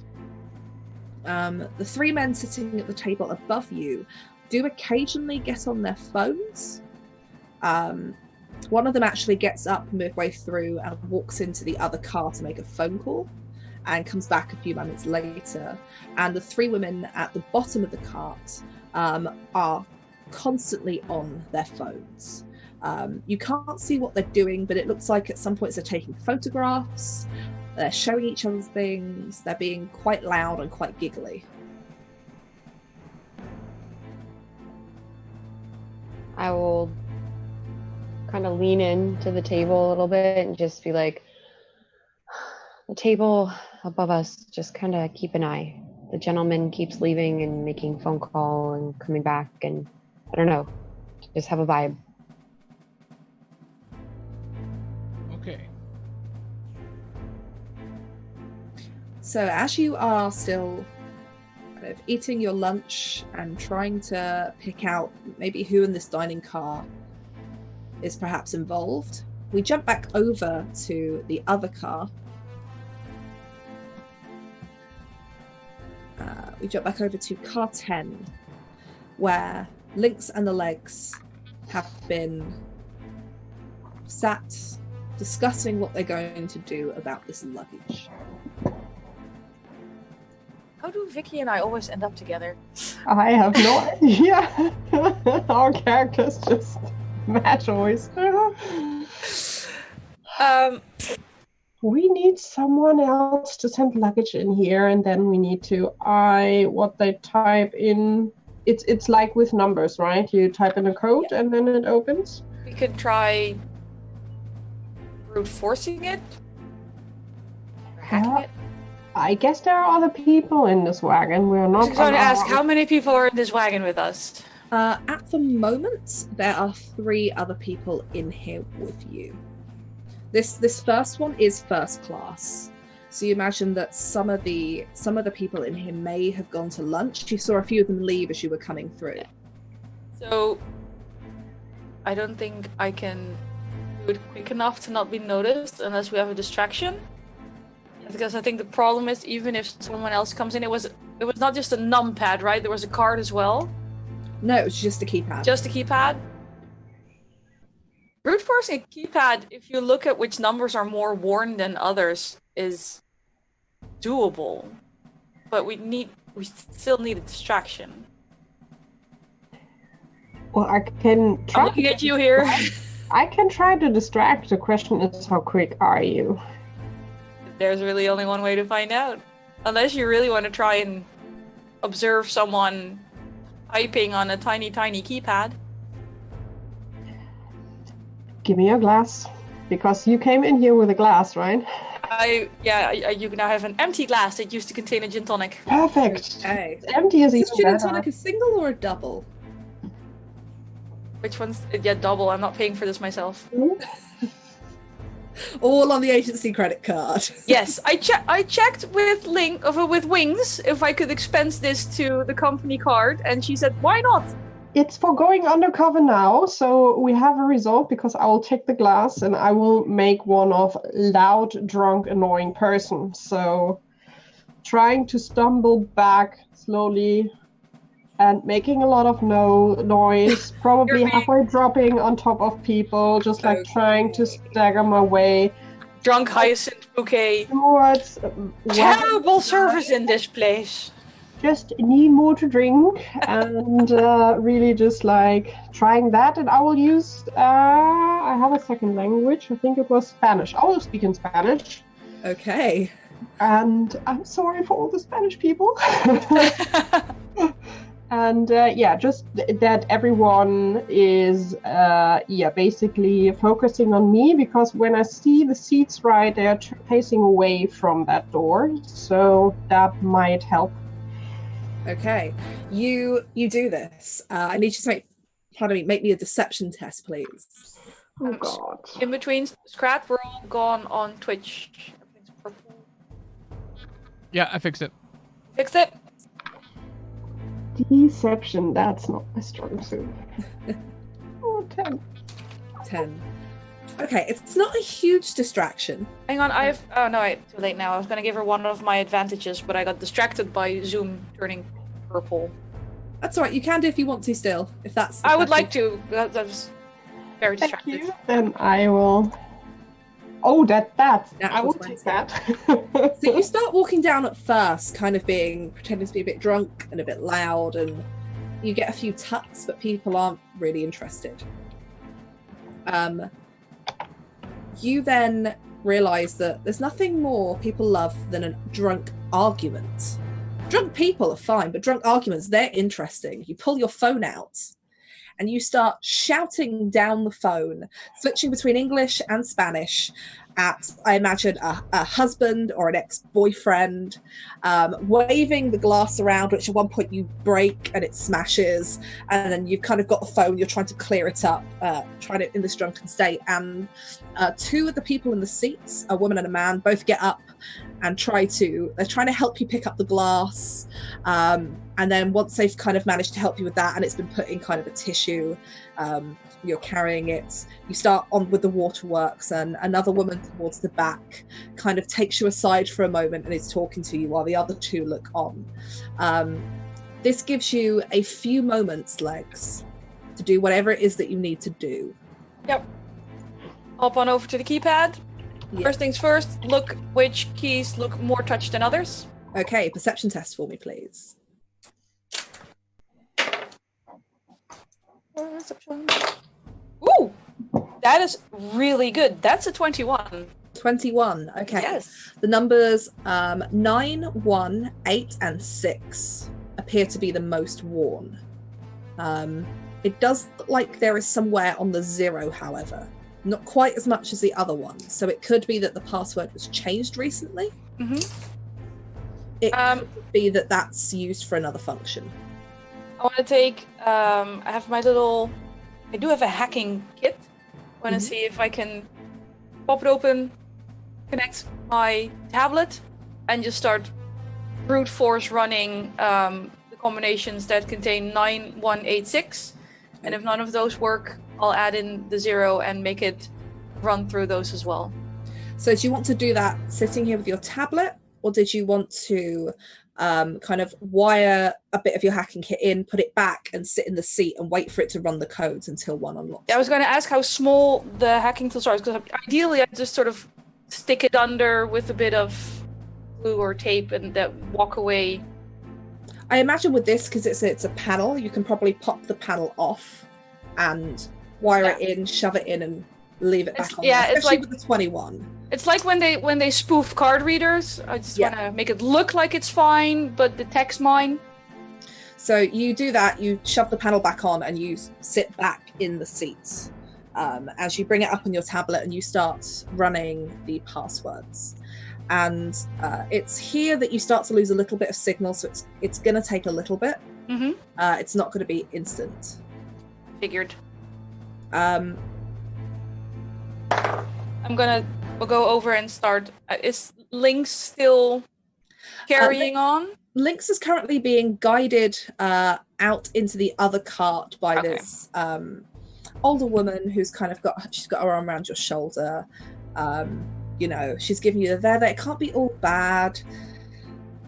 Kind of trying to give you a nice pep talk, and it looks like she's offering to take you to go and get some water from the bar cart. Okay. And I will not video the tantrum for YouTube views. Then I will simply sit back down near my channel. You can if the train. I want the train CCTV and put it on like public freak out, get a lot of views, maybe subscribers. You can take a point of inspiration for that. Thank you. Lynx, as you're being guided towards bar carts. And Genly will notice this, so will the Doctor and Wings, that one of the women who is in the at the bottom table in the dining car that you're in gets up and kind of quite giggling says to her friends, I'm going back to my seat. She kind of pushes her plate away as if she's done with it, and she gets up and walks back. You see her leave. That'd be Genly, Wings, and the Doctor. She is a older, red-haired woman wearing this kind of flowery top, phone in hand, with a glass of what looks to be rosé. She makes her way out of the dining car, and then you lose sight of her as she exits the car after that. Lynx, as you're making your way through, it's when you get to the end of car 9 that a woman, you have this awkward meeting where there's kind of too many of you in the corridor, so you have to scooch around into some seats as a quite pretty but older red-haired woman comes past you, phone in hand, walking quite confidently with this glass of wine, and excuse me, and she moves across. You see that as she passes, so the chairs here have kind of got those little fold-out tables. She puts the wine glass down on one of the tables in car 9 before exiting into first class on her phone. Back in the dining car, there are only 2 women left, kind of sitting around, giggling. The gentleman at the table above you gets up and makes another phone call. He comes back and starts shouting about how there's no signal. He has to talk to his wife. And the other 2 joke and laugh at him about having to check in. The husband and wife get up and leave back towards the train cars, towards the bar. And their table is now empty. Can I try to get rid of the nice lady helping me? Just like steadying myself, stop crying, just straighten myself a bit out, like sniffling a bit, and like saying to her then in English, like, thank you for your help, and I think I got it. I would just walk towards, I think, the dining car. They should have some water, and I don't want to keep you busy too long, and let's see if she... Yeah, as soon as you kind of say that, you straighten yourself up and you're okay. She looks a little bit reluctant. She's clearly just a concerned other passenger, but she leaves you there, and you see she watches for a moment as you pass into the next car. I would turn around, walk, and over the mic just warn Legs that someone might come into the car. Yeah, and in the moment that you do, a red-haired woman wearing this kind of floral top, on her phone, appears to be texting, somewhat irate, and you probably gather why. The signal has dropped out for the last minute or so, and it's slowly coming back up, but it's low, so everything's texts are taking ages to send. I feel her pain, I really do. Yeah, she sits down in the seat opposite you at the front. Not opposite you, but on the left of you. Other side of the aisle? Other side of the aisle to where you are, at the very front. And she sits there on her phone, texting. The signal comes back up, and that's what she's doing, seemingly just distracted by her mobile. How's my number crunching going? Make me an infotech roll.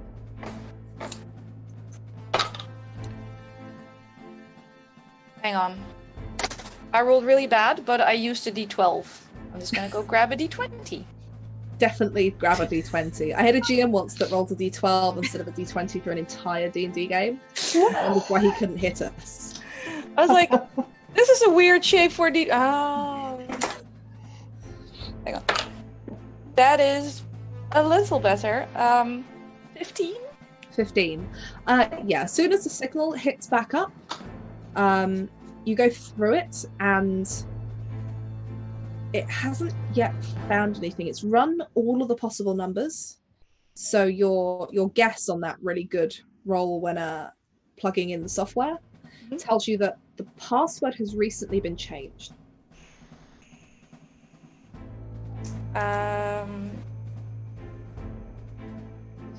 Okay, so the 0 is probably in a new password. Mm-hmm. I still think it's only 4 numbers, so I'm just gonna set it to permutate 4-digit numbers. Okay. That carries on running. While I'm there, the cellular interceptor, it only tracks phone calls. It doesn't intercept text messages. It says phone calls. Can I make it grab text messages? Is this you wanting to tinker with your cellular interceptor? I'm just sitting there watching numbers run. Of course I want to tinker with something. And apparently I'm not allowed to tinker with the train yet. Although that is definitely on the to-do list. Okay. Yeah, I'll say that you can do that. Let me just grab, I think there are rules for modifying gadgets. Yes. So let me just have a look. And while you look, Lynx would, via comm, just like talk to probably towards Wings or Genly that we need someone who can talk to people back in card number 10, because I don't want to go back because it would be weird. So we need a fresh face helping Legs. I was just typing how amazing it is to me that you're all completely comfortable leaving the crazy tech lady alone at the front of the train. I'm not. by this time, I'd probably, after hearing that, kind of get up and start walking. Because then at least the doctor and Genli are together, and he also speaks German, so there's one German speaker with each group. Okay, so you start making your way down to first class, Wings. I think there are rules for modifying gadgets, but I can't find them in the folders I have access to on Google Drive. So, I can only find them for deploying them or overclocking them or for repairing them, but what does it say for you for repairing gadgets? I'll put it under that. If it's small or tiny, I can use a single action with a mechanics check against a DC chosen by the game master depending on its complexity. Okay, I will say this is going to be a DC 11 mechanics test for you. Yep. Because you kind of have to play around and you get some stuff out of your hacker's kit, and you're trying to do this covertly, kind of down by the side, kind of opening up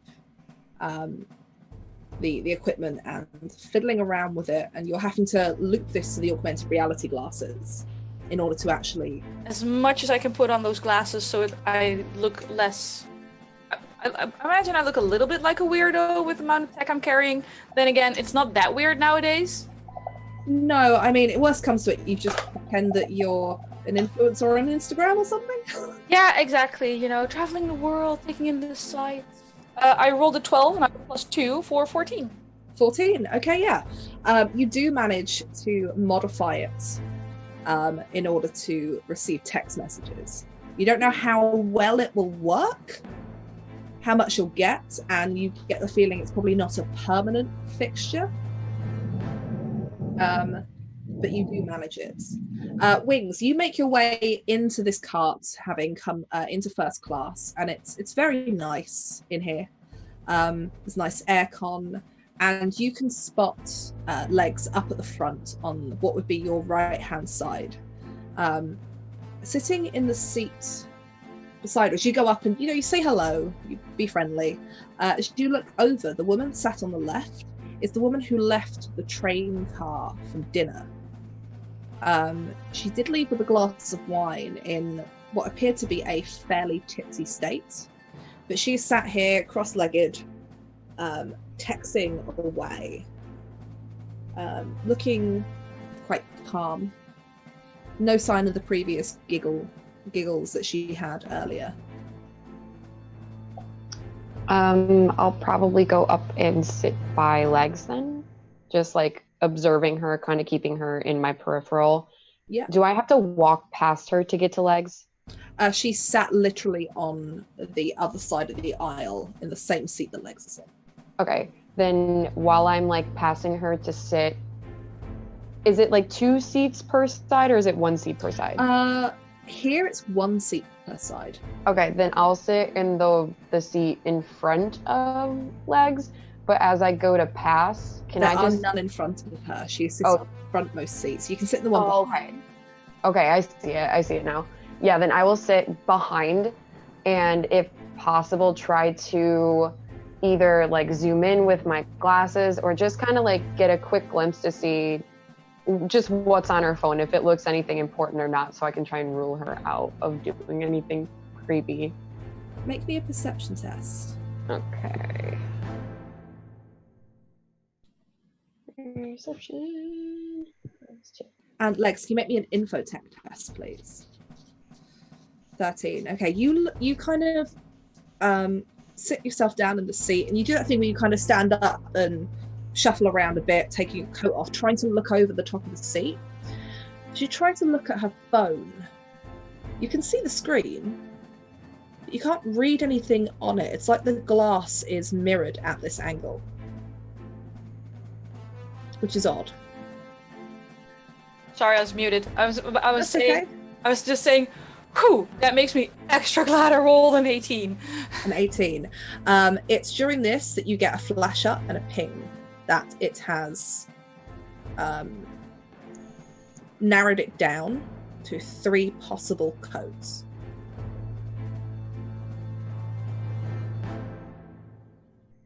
and I know some of us have the augmented reality glasses, because I don't want to say this out loud, or I want a little message to pop up for the people with the glasses on. You can type it on your phone and have it pop up. Yeah. That just says, another distraction would be cool. I need like 10 seconds to type in 3 options and slip into the car. Probably shouldn't go in there alone, although I'd absolutely love to. You will hear this over the comms. I can join legs. I'm on my way down the car. Meanwhile, I think I would have grabbed the glass of wine and brought it back to the dining where at least the doc then still is, and probably Gendy and I switch seats. Yeah, you come in just as Genly is leaving, and you've got this glass of rosé that you sit down with the doctor at the table. And you're presented with a glass of rosé. I push it over, she touched it, maybe we find something on it. Let's see, would I have had some talcum powder or baby powder in my medical bag? Sure, if that's something that you would reasonably think you would carry. Yeah. I don't think that would be too off-brand, especially me being a pediatrician. Okay, so I think I would take the bag or take the glass. Excuse me. If I could discreetly, try and pour some of the baby powder around the glass under the table, so Yeah. no one notices me. So there's quite a long tablecloth, so you can kind of do this. Right. Just make me a stealth check. Okay. +1. Of course. Can I use my advantage for that? You can, yeah.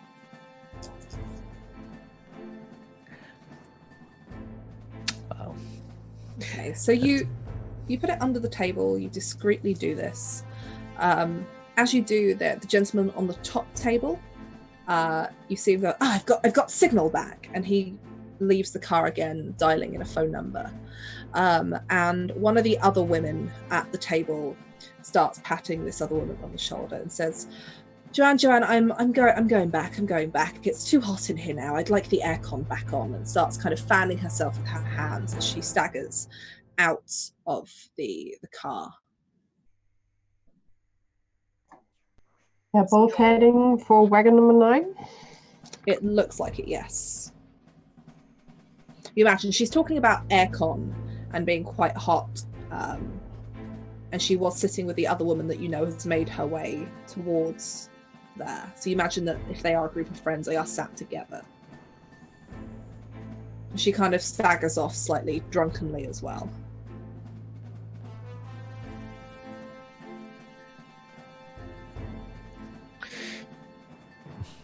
Do you think we should follow her? Sorry.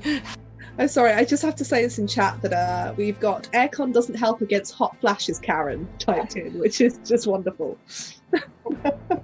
My character's in there, so I couldn't say it out loud, but it's the first thing I thought of. It's just so hot in here.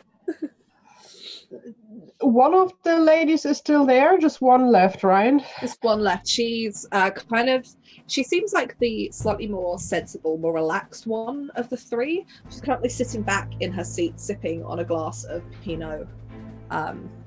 She's now on her phone entirely.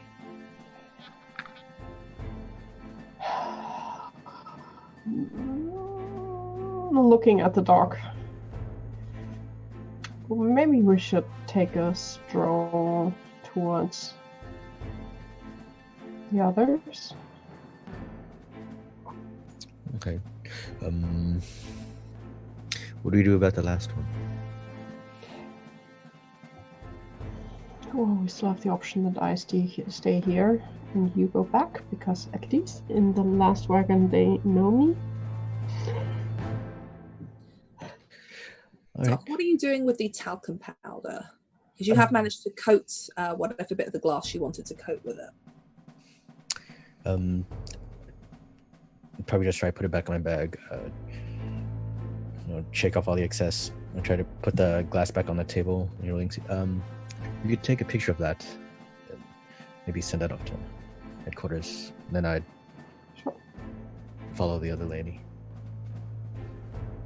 So you can see that the talcum powder has lightly dusted the side, and where it's kind of been shaken off, it leaves an imprint where there's a lipstick stain. It also looks like there is another stain down the side of the glass that doesn't appear to have run the entire length. It's just around the lip of the glass, on the opposite side to where the lipstick is. That's also been picked up by this.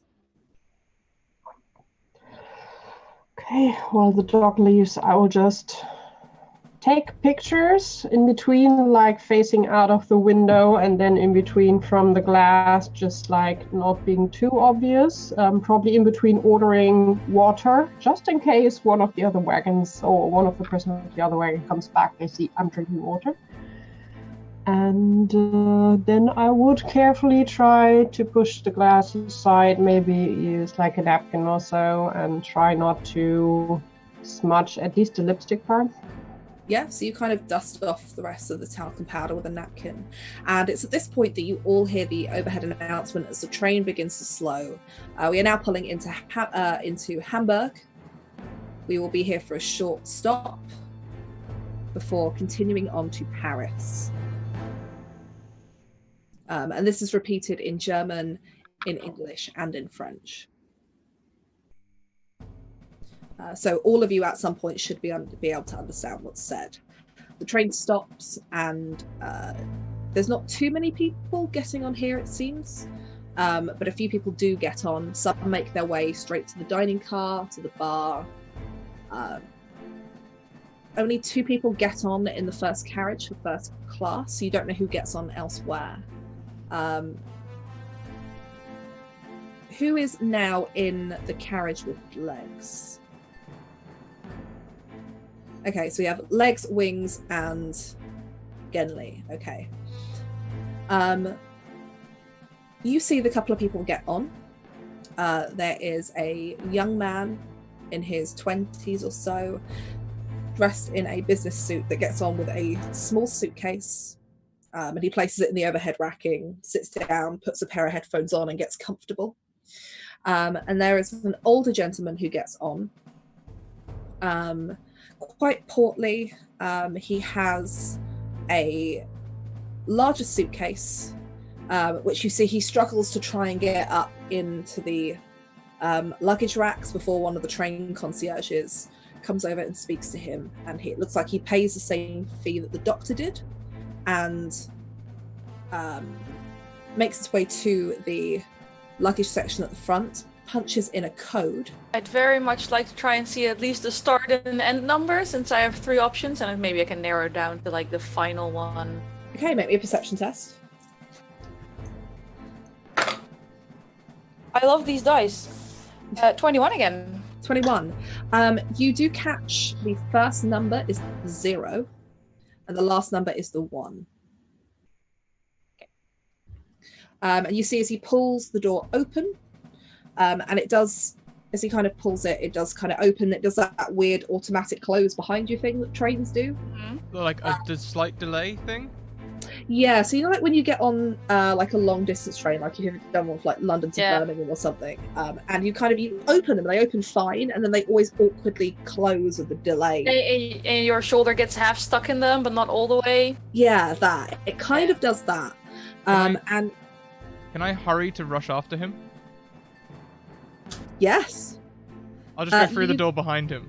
You get up out of your seat, you make your way through the door behind you as it kind of awkwardly closes. You are standing in car 11, which hopefully you should be able to see.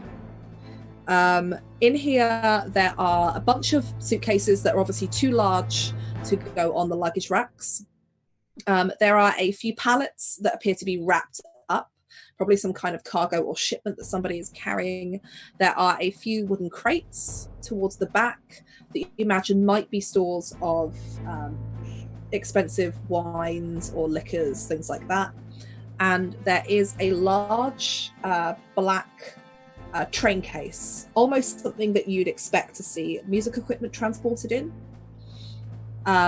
It bears no markings. It's just kind of pushed up against the side. It's about a little bit bigger than a large suitcase.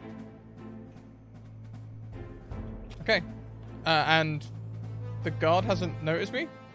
Oh, he's noticed you. He's currently wrestling with this suitcase, trying to get it into place so that the aisle down the center is clear. And he turns around and he says, "You can't be in here." I'll walk to help him with the package. Thank you, sir. But you need to leave. This is not for the public. This is private. You need to. And he starts walking towards you as if to usher you out. Has the door behind me closed? It has. I'd like to knock him out. Okay. This is going to be a surprise round, so you do get to hit him first. I hope I don't have to hit him too many times, but you know I will. I hope I don't have to, but you know I will. Yeah. So I'll just go for a nice unarmed strike. 18. 18. That does hit his armor class. That'll be 1d4 plus your strength modifier. Yep, 1d4 plus 2. There we go. That's 5 damage. Non-lethal. Should make it clear. Non-lethal attacks as much as possible. Okay. You hit him, and he stumbles backwards. If he's still up, I'm gonna make a key point to immediately make 2 more unarmed strikes. Sure. He is still up. He kind of stumbles backwards into one of the cases, picks himself back up, and kind of he goes to move towards you. You don't know if that's just instinctual, you need to get out of here, or if that's he's trying to get past you. But he does move towards you. So that'll be a 16 for the second attack. That just hits. That'll be another 4 points of non-lethal damage, and my last unarmed attack will be a grapple check. Okay, so you can attempt to restrain him. There are some fun rules around grappling in the spy game. Let me grab the PDF. So you essentially make a melee attack against him. So it's a contested roll. So it's strength athletics contested by his strength athletics or dexterity acrobatics. Mm-hmm. If you manage to succeed, they are considered grappled. But this does take both hands for you to do. Yes, indeed. Okay, so you go to grapple him. So if you make me a strength... 16 is strong. It's pretty good. 16 is strong. Let me roll this one. So that's 18 plus 3, so that's 21. You go to grab him, and he is a lot quicker than you expected. You go in... as he comes towards you to kind of flip him and get him in a chokehold. You almost let him move past, and as you go to grab him, he grabs your arm, and in a move that you're very familiar with as a martial artist, basically tries to throw you over his shoulder. Doesn't quite manage it, but it's enough to swing you round. You're still in front of the door, but that was a lot quicker than you expected. So would you say he tries to grapple me? Because I'm not sure if this is a reaction I have, but I have a traditional feature where if someone grapples me, I can escape by making an attack. He is not trying to grapple you. He was trying to throw you off. It looks like he went for a typical martial arts, throwing his weight forward, hoping you'd go over him. Oh wow, there's just a bunch of anonymous gift subs in chat that I've seen. That's awesome. I don't know who's doing these. 10 more anonymous subs. Thank you. Wow, that is amazing. Thank you, everyone. Oh my, I can't even. If you've just been gifted a gift sub by our anonymous patron, you can gift someone an advantage, and you also get access to a whole bunch of, well, actually just one emote, but we have more emotes on the way. There's going to be a whole bunch very soon. Thank you so much. Yeah, whoever's doing that is awesome. That is awesome. Yeah, so it's not what you expected. He has pulled a martial arts move on you, and this is a train concierge. However, we are now going to roll initiative because that was a surprise round. Uh-huh. So, let's see. Can the people on the other side of the door that saw Genli rush in and rolling their eyes at him also roll initiative to see if at any point in time we decide he might need help? Or at least adult supervision? It won't be quite initiative. So, Scrat, you do go first in this. Let me get an initiative counter up first, because otherwise I will forget. And I can never remember which button it is on here. It's that one. Oh, yeah, I can never remember either.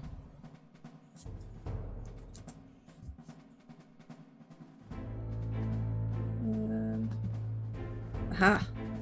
So you rolled a 17, and I am on a very, very sad 5.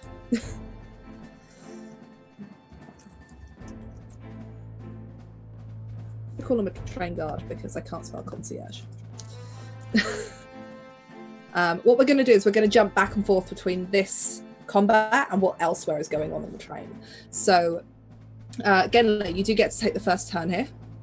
Okay, so as he tries to run away, I'm going to catch his sleeve and pull him back in to punch him again. Okay. 14? That does not hit.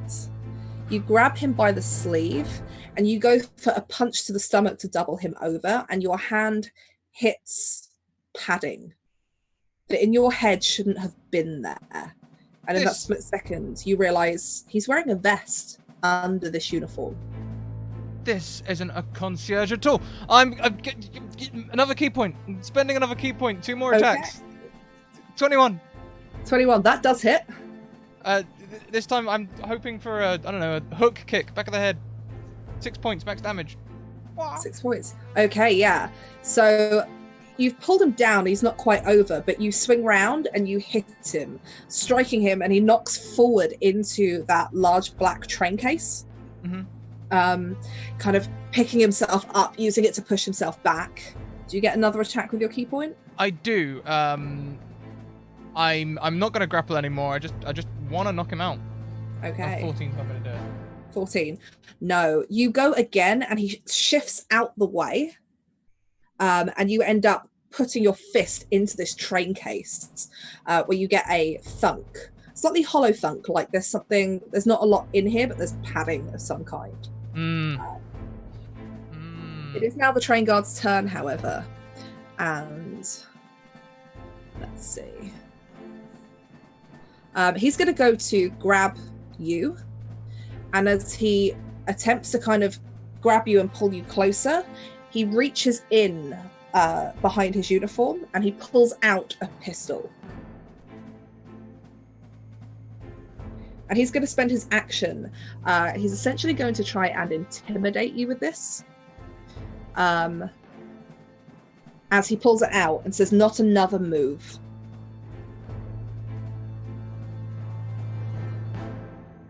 I raise my hands for now. And he kind of motions with the gun. And he's kind of got it behind him here with his hand out. On your knees. I will gladly drop to my knees. Would you need like a sleight of hand or a stealth check for me to take the spray out of my prosthetic leg as I do that? That's basically, I'll say that is his action. His action is to trying to get you on your knees. As he starts asking you, so how many of you are there? Make me a sleight of hand test.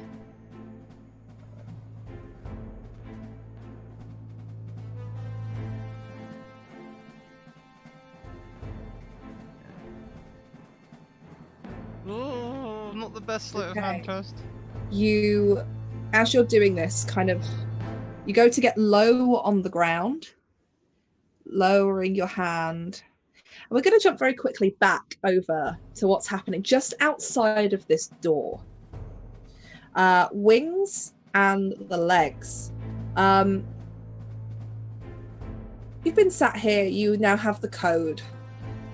Wings, you're still watching this woman who, in the few minutes that Genli has been in there, she has got up out of her seat.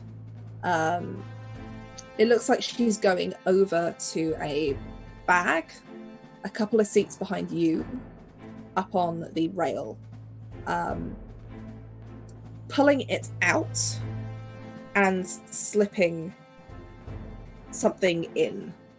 Like opening it up, slipping something inside, closing it, and putting it back up again before making her way back to her seat with her phone.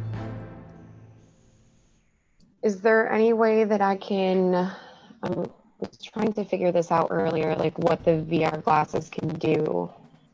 Can I perform some sort of scan to see if she has any weapons on her? Or it said something about like trying to, I'm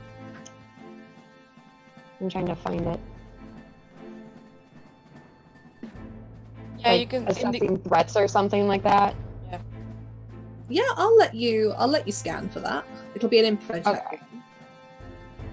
Info tag. Alright.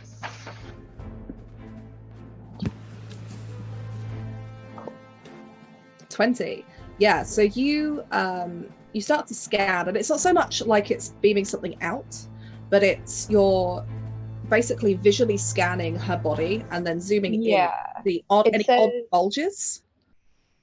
Just to clarify, like what I'm trying to do, it says indicating enemies behind cover or people of interest. So I'm trying to see like if she's like scan her to see if she's somebody I should be wary. Yeah, we were talking, Chad, if they ever were in the newspaper for buying a fancy painting, or if there's anything that hints at them being an obsessive art collector or too rich for their own good.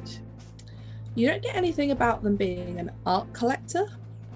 What you do get is an agency file of a woman who looks very similar but has dark brunette hair in the file that you can bring up on your glasses. And it mentions that they suspect that she has been involved in previous heists. In fact, a previous heist to do with a piece of high-value art that Lynx worked on. We knew it looked familiar. But there was never proof. They never managed to catch her and able in a way that was able to provably do it. But your agency are aware of who she is. Okay, I'm going to send this to Legs, like via the glasses to Lynx, and then also tell the doctor and Lynx. They're both still together in the back car, correct? Yes, I believe so. The doctor's coming towards you guys. Okay. Then just say everybody meet in car. We're in car 10, correct? You're currently in car 10, yes. Yeah. Just say everybody car 10. How many other people are currently in car 10? Okay, so in car 10 there is you, there is Wings. Doctor, have you reached the car by this point? You were making for straight there, weren't you? Previously. Yeah, I was following. So yeah, the doctor has not long arrived. There is the red-haired woman, the second woman who was a friend of hers who was sitting in the back of the car, the young gentleman who got on with his headphones, and the older, more portly gentleman that's sitting a few seats behind Wings. Okay. I'm thinking, how many people can easily see the door Jenny went through? Because I think between the 3 other people, they can probably handle the suspicious lady and her delicious bag. I'm a little worried Genli's in there alone with possibly the bust of Nefertiti, and like I said earlier, no adult supervision. The best view is probably from the front 2 rows. One of them's fine. The rest of them, it gets harder and harder as you go back, and you've got the seats in front of you, but you can see the top of the door. Okay. The lower down you are, and the further back that you're looking, the lower down someone is, and the further back you are, the harder it is to get to see if you think of the perspective on a train carriage. I just go, because the doctor's walking into the car right now, right? The doctor's just kind of sat down. Okay, because I was going to ask him to just make him look away for like, I need 5 seconds, I know the code. I want to grab a there's also the fact that the briefcase is in there, and there's a lot of stuff I want in my briefcase. Our briefcase. Not that greedy. I need to be in there. Just make him look away. I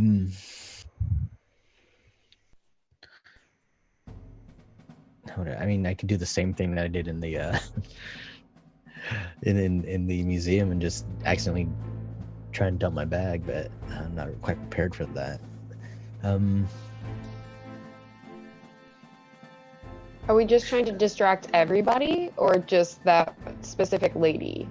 For now, everybody, so I can get in the door, help Genli, check stuff, get our stuff back. So you do have a sedative with you in a dart gun. You don't necessarily have to fire it from the gun. You could just you can make someone swoon, and everyone will flock around the drama. Did I also get the message that you alerted me that the lady was from the heist, right? Mm-hmm. Okay, so I guess I'd walk up to next to the lady. Is she still trying to put her stuff up? Yeah, she's making her way back to her seat. It looks like she was getting something or putting something in a bag. Mm-hmm. And she's making her way back to her seat. Okay, so she's no longer putting her stuff back in. No. Yeah, I mean, I guess I can just try to covertly shoot her with the gun, so that it's not that loud, right? It probably has some noise to it, but I will happily have this as like a quiet weapon. Either that, or you can take one of the darts and physically try to stab her with the dart. I was gonna say, if she's walking back and I see him behind her, would he have noticed her putting up her stuff while he was walking into the train car? Yeah. I can assume that he saw that. So then I'll kind of like flag her down and like usher her to come towards me and just say, "Oh, I saw your bag. It's beautiful. Do you mind telling me where you got it?" And I'm gonna try to do my archetype feature and distract her by befriending. Okay. So it says you can befriend a target through natural charisma and misdirection. Befriending a target takes an appropriate setting and time. They must make a charisma saving throw or be lured into a false friendship. While the target is befriended, any further saving throws against you are at disadvantage, and any charisma checks against the target gain a +2 bonus. So I want to see if I can befriend her to maybe completely distract for both legs to get into the room somehow, or the doctor to get the bag, or whatever sort of situation. Or the doctor to shoot her and knock yeah, her. anything like that. I just want to get her attention, who I feel is the most important, away from everything else. Okay, what is the DC for that? Does it list it on there? It doesn't say, unless it Let says on me my have a look. ability. It might be an ability DC somewhere. It does not say anything of the sort, at Let least me- that I can see. Quick look.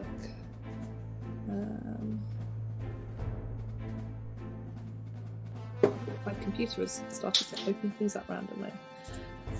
Where is the face?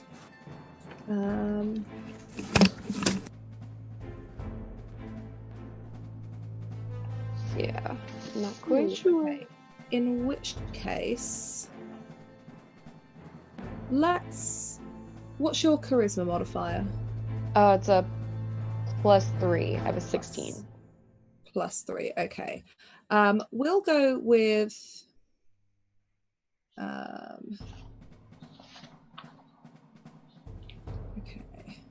okay. How much is your persuasion or deception? Even deception's +5, right? Yeah. So we'll add 10 to that. So it's a DC 15 saving throw for her. Okay. No. She kind of looks surprised, and I got it from, and she's trying to remember. She's got into this conversation with you. Doc, what do you want to do? So if I notice Wings distracting her, I would walk behind the lady, pretend to I would put my medical bag up in the thing, And then as I'm coming down, you just stick her with one of the darts. Okay. Just make me this is just going to be like a melee attack. Mhm. But I will let you use your dexterity. Okay. My dex is not great, but 15. 15. Yeah, that'll hit her. You put it up, and as you come down, you're kind of like holding a jacket, which brushes her shoulder just as you kind of nick her with the dart. She needs to make a DC 20 Constitution saving throw. No. You watch as she reaches up to her arm and she's talking. She's like, I think I got it. I think I got it from. And she holds up her head to her. I didn't even drink that before she collapses onto you, Wings. Unconscious, and you kind of have to, catch her. And I was gonna say, I'm trying to like catch her and twist so that I'm now standing and she's in the seat. So like kind of do like a spin maneuver if possible to like sit her in the chair where I was. Okay, so you don't want people to know that she's essentially fainted? Not at all. Okay, just make me a sleight of hand test. Okay. Just to see if you can feel the weight and catch her before it's obvious. Yes. You spot the doctor, you know what the dart is, and you kind of put your hands out in oh, that's so lovely, like almost like in an embracing way. So as soon as you see the weight go from her, and she goes, oh, I don't feel very, you kind of guide her to the seat as she collapses in it. And she kind of leans up. You prop her up against the window. And then I want to turn to like her friends. You said her friends were in the car? Sitting further back, yes. Actually, I want to go over to her friends and be like, oh my goodness, your friend just passed out. I think there's something wrong with her, and see if I can get everyone to physically move away. Okay, so the other woman, in hearing this, gets up out of her seat very, very quickly, goes over to her and starts trying to shake her friend awake. Legs, you manage in all of this confusion as people are starting to stand up and have a look round. You get to the door and begin to punch in the number. Genli, this is all kind of happening. It's kind of weird. It's all happening kind of simultaneously. So this is happening at the same time that Genli is trying to beat this guy up. You go to reach for the spray, and you go to grab it. And as you do, you watch as he clicks back the safety on the gun and says, I wouldn't do that if I were you. He reaches into his pocket for a mobile phone, presses something, staring at you, and just waits. Looks at the phone, hangs up, tries again. Outside, Wings, as you're standing there trying to offer help, and I imagine the doctor probably is too, this woman's phone begins to ring and ring. She doesn't answer it because she's unconscious. Can I take the phone? You can. Well, you go to, and the other woman there says, I'll get that, and she goes to reach for it as well. I'll try to beat her to it and take it from her forcefully if I have to. Dexterity saving throw. Okay. Oh, I'm good at those. I can't roll for anything tonight. No! Oh. I was so close and I had advantage and I wasn't going to use it. You managed to put your hand on it, but before you can grip it, she says, thank you so much. And she kind of answers it, and she says, I'm so sorry. She can't answer the phone right now. She's had a bit of an accident. And Genli, in the car, you can see the relief on this man's face. You're out of combat for a minute now, as he says, what do you mean she's had an accident? Has she passed over the slip? Somebody knows that we're here. On the other end of the phone, you can hear Wings, this woman going, yes, she should be fine. I'll arrange something to get her out of here at the next station. I'll get her to call you when she comes round, and you can see it's a very forced conversation as she beeps the phone off, and Genli, he puts the phone down. I would like to be very reckless, if I may. You can. I was gonna sneak up behind him and hit him with a crowbar. Are you like in the room with me? I'm You not are sure what's punching- happening. I was punching in the numbers. I'm not sure how Punch long in that the takes. code as this conversation is happening on the phone behind you, Legs, and you see the light go green on the keypad to tell you that the door has been unlocked. I will be less reckless. You have no Hey! idea this is happening. Oh, I don't see it. The door Okay. hasn't opened. You still have to. Oh, there's no green light on the other side. Yeah. I was hoping Genli would see me. Roll for Z, thank you so much for coming in with them 1,500 biddies. You have a whole bunch of, essentially, like, 1,000 biddies equals a tenner, so if I use the donate command, if you want to spend any of that on any of these things, please let us know how you would like to do that. Thank you. Well, if I can't see that code, then I will continue to be reckless. You will Okay. be reckless. I would like to spend my last key point on taking the dodge action as a bonus action. Okay. And I'd like to use my action to spring forward, drawing my sword and try and chop him in half. Go for it. He's only half paying attention because he's just got off the phone, and you can see he looks a bit worried. 22. That will hit. I need to find the sword stats. Okay, that's cool.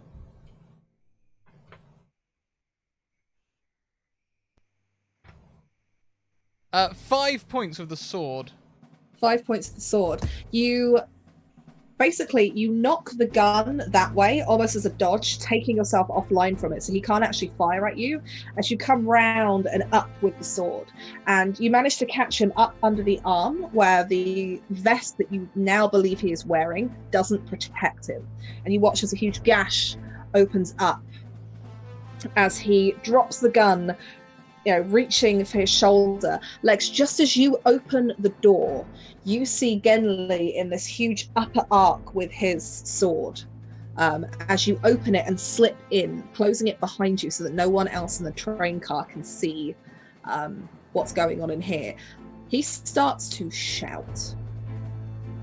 Can I just say, well, Genli, business as usual, I see, and then just sort of clobber the guy with my crowbar. I have both a crowbar and a hammer.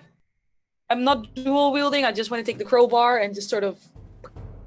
Yeah, I imagine what you've got is like a smaller version of a crowbar that fits in your backpack, and as you come through, you've just kind of pulled the first thing out. Just make a melee attack for me using your strength. I have to somewhere. There it is. I will let you use your proficiency on this because you are proficient with mechanics tools. I am. And I will use one of my advantages because I'm stacking them right now. Thank God I used an advantage. That is a 21. 21. Yeah, Okay. and a 4, but That hits. I don't know how much damage a crowbar does. Let's see. neither do I. Roll 1d6 plus your strength modifier. That would be 6 damage. 6 damage. Okay, that is enough to finally do it. As he goes to get back up, he starts kind of grunting, and he goes to shout. And just as he does, you come up behind him and whack, and he's unconscious on the floor with quite a bad wound, but it's unlikely to kill him. Ah, well, collateral damage. I'd like to start looking around this train car. Yeah, so you see what I previously described. There are a bunch of suitcases here that were too large for the overhead racking. I would like to start with our attaché case and start grabbing my stuff. Okay. You start getting your stuff out. Your submachine gun comes out. Any of the other equipment that you had stored in there, you can grab out. I imagine Genli knows me well enough to not be freaked out by the fact that some of my equipment gets a quick hug before it goes into the backpack. No, I am used to you by now. Dang. I just miss but- them when they're gone. I will immediately go to the case which I punched and try and open it up. Okay, you go to the case and you can see stuck to the front of it is a white label with a hand-drawn number in that you imagine corresponds to a ticket. And the number is 589. And you imagine this is a identification number that will be on a receipt somewhere for this. I imagine that receipt is in the bag in the overhead compartment my trusty co-workers are working on getting. They don't know what the number is though, but you can quite easily tell them now. I think this would be a good time to mention this to them. Yeah, so you all get this call going through as there's all this fanfare around this unconscious woman. Genli, you go to open the case and you can't find a lock. You can see hinges on the rear side, but there is no opening lock. And as you inspect, it looks like this has been welded shut. Huh. Well, this seems to be... This sounds like an legs. excellent job for thermite or something else that is either corrosive. Don't you have enzymes or something? I do. I have the corrosive enzymes. Great, get to it. Are we not We're worried gonna- about the payload? Perhaps we should protect the payload. Nah. We're going to jump back into car 10, where there is all of this fanfare going around an unconscious woman in her seat. And you can see that her friend has walked to the back of the train car on the phone before hanging up. And I need everyone who is paying attention to this woman who is in car 10 to roll me a perception test, please. Okay, wait 1 second. 22, that's good. So she's working towards train 11. 4. She's walking towards. She's at the back of car 10, closer to car 9. Lynx, are you in this? You're in this car as well now, aren't you? Not yet. You could have come in at the time that everything's happened if this is the direction you're walking in. I would still be sitting and watching the one left in the car, just to be Okay. curious. If she gets a call, if she starts moving, as long I would just keep an ear on and basically yell or tell the rest that I will stay back and in emergencies yell and I will join. Yeah, so at this point, the train has moved on from Hamburg. This pulled out not long before Genli made his way in. And the woman in the back of car 10, where the doctor and where Wings are, you can hear her saying, "How long?" I mean, she's out. How long? And the woman in your car is on the phone, and all you can hear her saying is 5 minutes, just 5 more minutes. I'll be there in 5 more minutes. And she hangs up the phone, gets up, and makes her way towards where the rest of your team are. I will give her 2-3 steps, then I will grab the glass which is empty. I will probably just dump a bit of water in there, that at least something is in there, and I will follow her. Okay.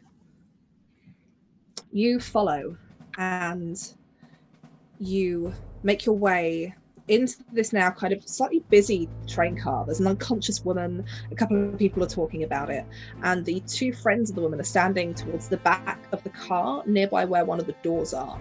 And you can see that there's a little bit of a put-on display of shock. And you watch as the one who you followed and the Ray, you don't notice this. You do notice the other woman when she was on the phone, but you're now concerned about, I'm guessing, getting into that bag. Yes. So you're trying to, in this confusion, make your way up there.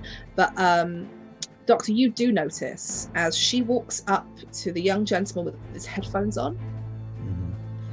He's got a briefcase, along with his suitcase in the overhead compartment. She waits in the confusion, takes the briefcase, walks back to her friend, where she puts it on the floor out of sight by the door. I need everybody here to roll me a perception test now, please. Everyone or everyone in that carriage? Everyone in that car? Everyone here. And you said on the floor by the door. Is that by anybody, or is it just? It's kind of behind her and the other woman, as if they're trying to obscure it from view. Okay.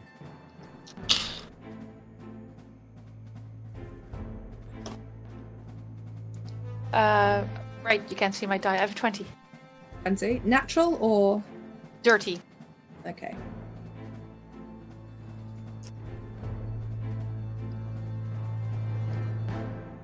So that's a 4, a 14, a 20, 15 and an 18. 15, and an 18. Okay.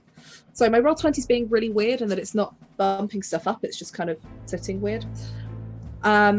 Yeah. So anybody who rolled under 10 won't notice this, but as long as you rolled over 10, you start to hear the sound in the background, a whirring sound.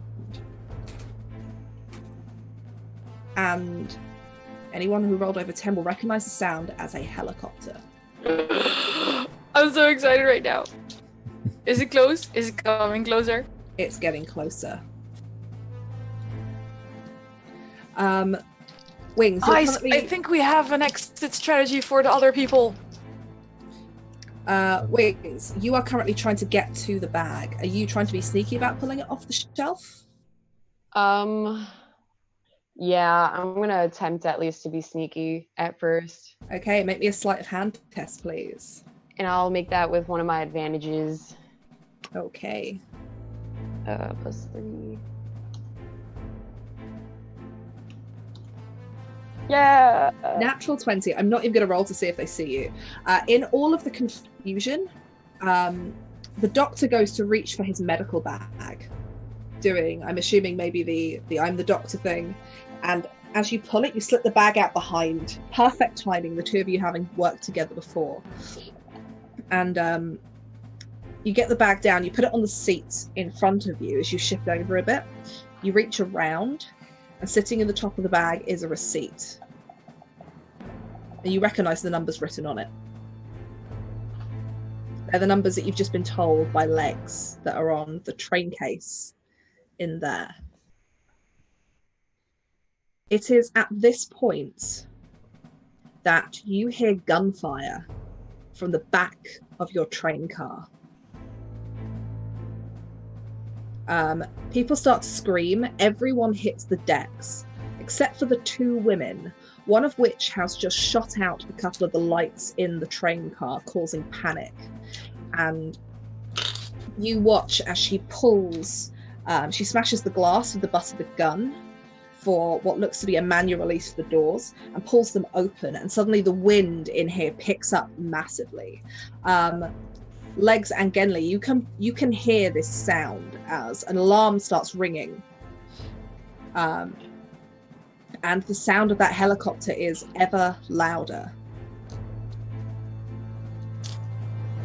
Other than the suspicious hollow sounding thing Genli hit before, is there anything else interesting in this train car?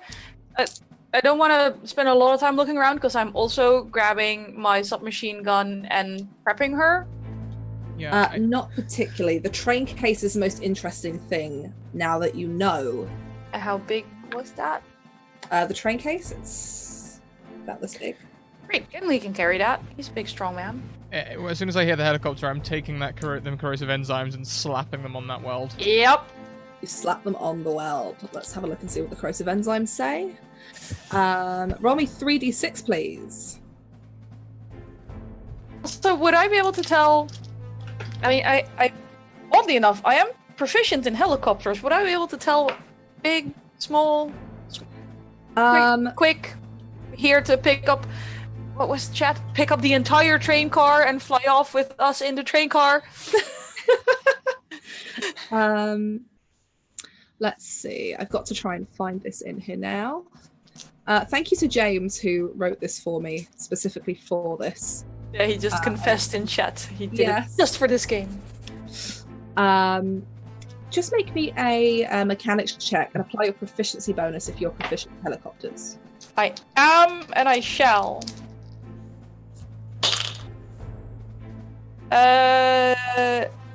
17 plus 4 is 21. 21. This sounds like a large enough helicopter.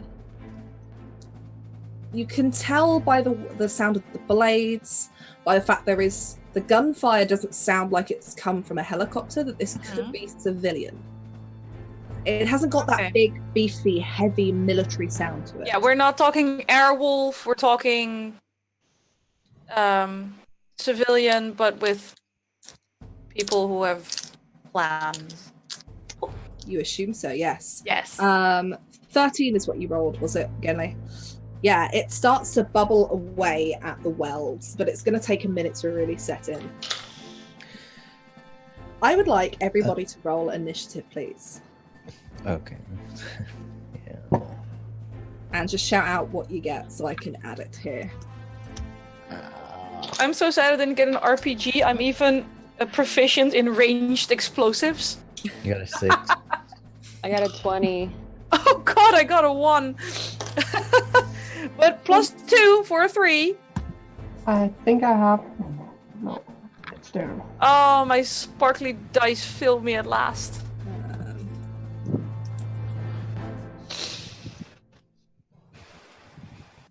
This is when I need that reflect, you know.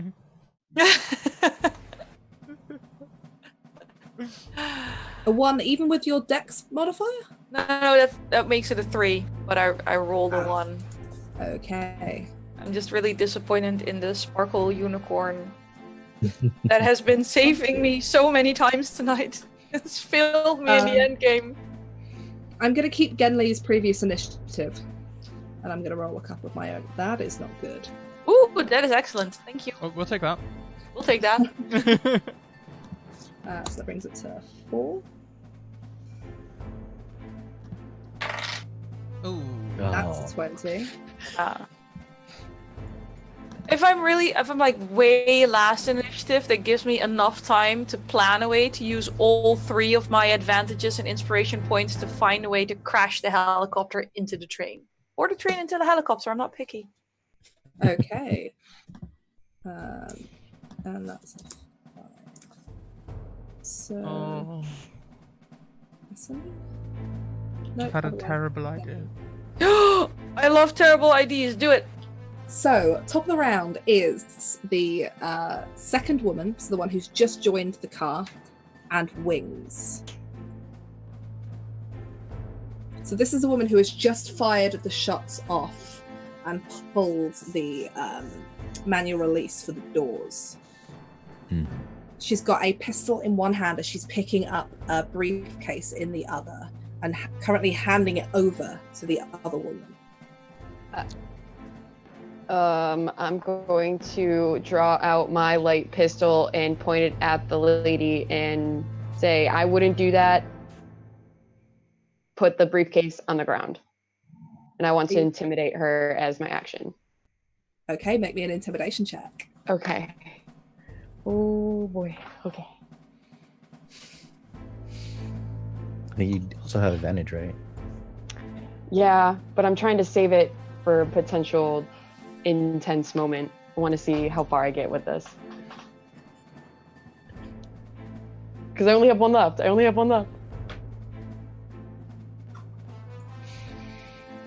Okay. I got a 12. You got a 12. Yeah. You say this to her, and she, gun still out, kind of goes to put the briefcase down, looks out of the door, and you can now see the blades of the helicopter. It's just lower than where this is. And her action, she's going to attempt to just toss it towards the helicopter. You don't know what's out there. You can see it's just low. It's kind of lower down and kind of level, so you can just see into the kind of back of it. And this is where I roll terribly, and there's just a confetti of money everywhere. Yeah. 18. Okay, that's not too bad. She throws it, and you see there is a guy in the helicopter who looks like he's strapped into something, who reaches out and grabs it. swings it back and starts calling it out, motioning over as he goes to pick up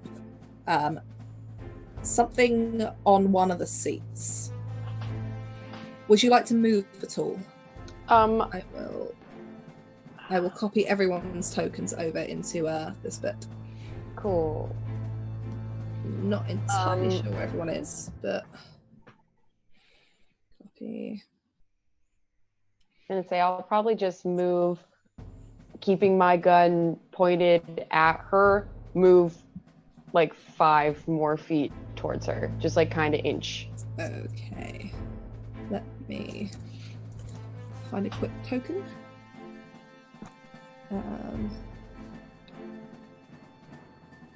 We're gonna go with, for some reason, a woman wielding, so she's here, wielding a frying pan and a gun. And we'll go for a second woman here, who is basically over here by the door. Who am I missing on this map? Me. I do not have a token. Aha. Am I on the right map? Hang on, let's Hang on, I'm in the wrong car. Oh, there we go. There everyone is. Yeah, if you're in the wrong car, if you move yourself into the right one. I moved myself into the right car. So I'm in car 11 with Genli. Okay. And Genli is also not in this car right now. I'm Token! back in car 10 as well because I was up in 9. There we go. So we should have Yeah, I don't see my token either. I've just dropped you in there. So okay. it's the doctor, and I believe that is you, Wings. Just off to the side here. Everyone on there? Yeah, this is such a terrible idea. Yep. Do it already! Okay. Next in the initiative, we have Genli. You are still in the other car, and you can see that it's now bubbling away where you've smeared these enzymes across it. So you could try to force open the case if you wanted to. I won't for now. No one is in here trying to take it, right? Not And there's a that you- helicopter attacking my friends, right? You heard gunshots, you heard a helicopter.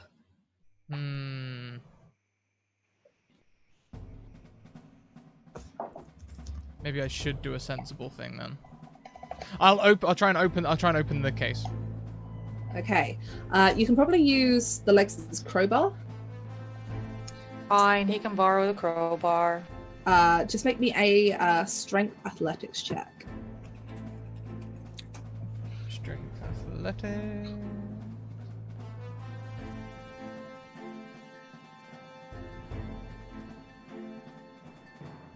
$14? 14, yeah. You managed to lever it in, and the enzymes have worked just enough for you to leverage it open. And when you do, you can see that there is lots of high density, almost like foam, and the kind of thing that you would carry around, very expensive artifacts or jewelry and stuff in. And moving it out of the way to see what's in there, you uncover the bust of Nefertiti. Yes. Apparently unharmed. For now. And in one piece. Okay. Okay. I'm going. I'm gonna look around the carriage very quickly and see if there is somewhere else I could hide the bust. One of the suitcases. Perfect. I'll pick the suitcase that the guy came in with the because that wasn't anyone that we suspected at the times. So I'll pick one of those suitcases and I'll pop it in. Oh, actually, is Dr. Merciful's bag in here? That's where all my stuff was. It's yeah. practically empty now that I'm carrying around the submachine. Not gonna fit in the briefcase, however. That's what. It's gonna fit in my backpack? Probably not in your backpack. No, it's quite a large bust. It's also worth a lot of money and very expensive. Okay, I'll grab one of the random suitcases. I will take an out. Probably it's probably full of clothes, right? These are just people traveling. Maybe mostly clothes. There's an iPad and a laptop. I'll leave the iPad and the laptop, but I'll take out enough clothes to fill the hole, and maybe have a little bit of weight and put that back in the case. Put that in the suitcase. Put the bust of Nefertiti in the suitcase. And I think I'm running out of actions, right? Pretty much, yeah. Yeah. I'll let you do that as a bonus action because you're right by it. So you spend that time swapping them around. Next, we have Lynx. So as you're making your way into the car, you hear gunshots as you're one car out. The sound of a helicopter that you can see now out of the window. As you can see everyone in the car in front of you that you're approaching, basically down on the ground, including, for you, those of you in that car, including the guy who did have his headphones on, who looked shocked and surprised and is now pressed up against the seat. Do I see the lady that I was following? I would step into... closer to the door. Mm-hmm. She is the one with the gun. You watch as she throws something out of a now open door as this wind is kicking up in here. So anything loose, bits of paper, hair, clothing that's been left on seats, 200-mile-an-hour winds that are catching on the inside begin to make stuff around this room tumble. Looks like we got a new friend! Well, I will open the door, nevertheless. Okay, you step in and the wind kind of hits you as you step through. Welcome, raiders, as Salt and Sassy have raided us. Welcome, raiders. Thank you for coming along. We're currently trying to save a bus of Nefertiti from some criminals who are using a helicopter to escape and attacking us. Quick summary. While we're on a train. While we're on a train. Basically, yeah.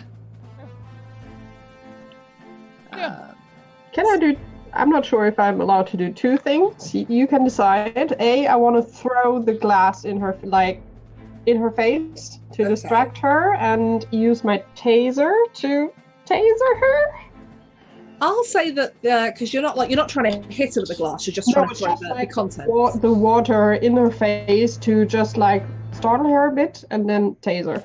I will let you do that as a bonus action, yeah. So you throw this water in her face, which distracts her for a second as she goes to wipe it. As you can now see the helicopter slowly rising outside. And yeah, go ahead and make an attack with your phaser.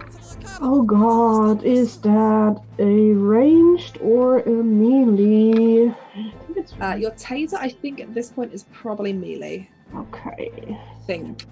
We'll go with that. Yeah, I'm close to her. Oh. Okay. Do I have advantage? I'll give you advantage because you distracted her. Yeah, okay, cool. Then, yeah, I need that. Oh, that's better. Yeah, that'll go for much better. You had an advantage earlier. Roll for Z gifted everyone an advantage, so Oh, cool. So yeah, I even have one. Yeah, you managed to taser her. So if you want to roll for the damage on that, I'm just looking it up on the sheet here. I have it open. It's 1d6 with nothing to add because I have a minus. So it's 5. 5. Okay. You watch as you throw the water. Actually, can you just roll me an extra 1d4 damage with that? Because she's wet. Like anything with electric, when you're wet, can actually burn you. It's the same as wearing metals. Mm-hmm. 4 additional points? 4 additional points. Yeah, you throw the water in her face, and you go for the nearest bit of open skin, which is across the shoulder and chest, and just taser her with it. And you watch as she kind of backs into the wall. She doesn't drop her gun. She actually clenches on it, but you can see she shouts out in pain as you can see where the water is. It started to burn, and along her hand as well, where she's holding onto the metal grip of this pistol. Thank you very much to Free Huggles. Virginia, you have been gifted an advantage by one of our gift subs. Oh, I will use that in a moment. But first, it is the doctor's turn.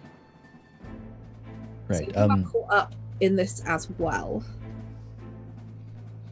So how far away is the helicopter person? You can see them out of the window because I think actually you're closer to about here because this here is where the unconscious woman is sitting. So you can't see them out of the door, but you can see them out of the window, because it's just like one long window across these carriages.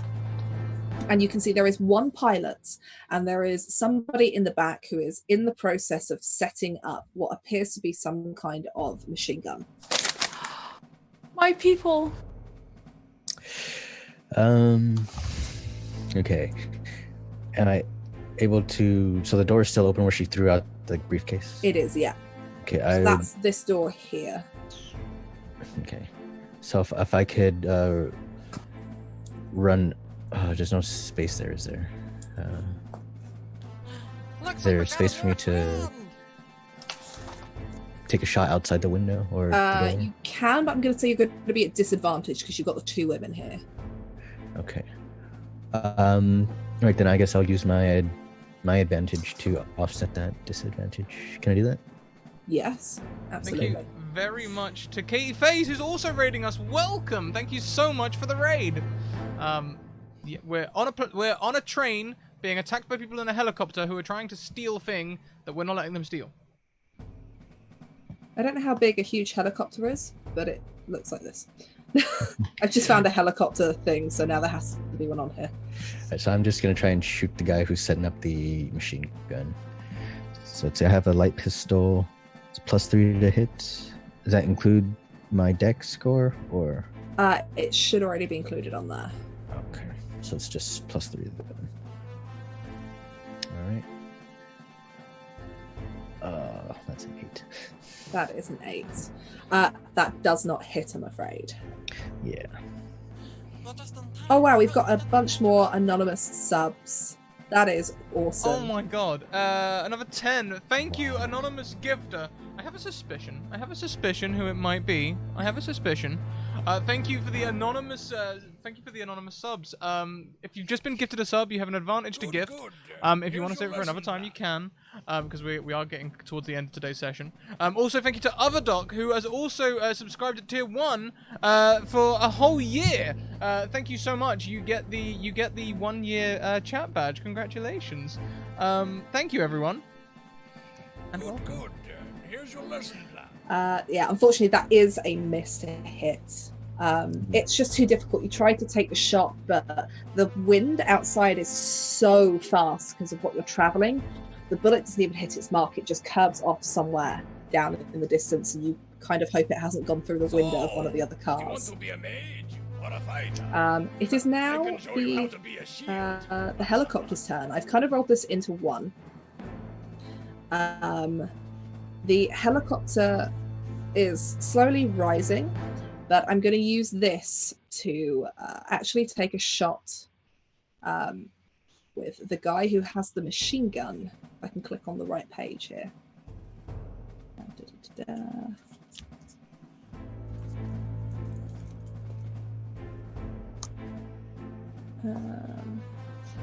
I'm just looking for this because I'm switching through one document. Okay, and this is just going to be a spray, essentially. And who is here in the...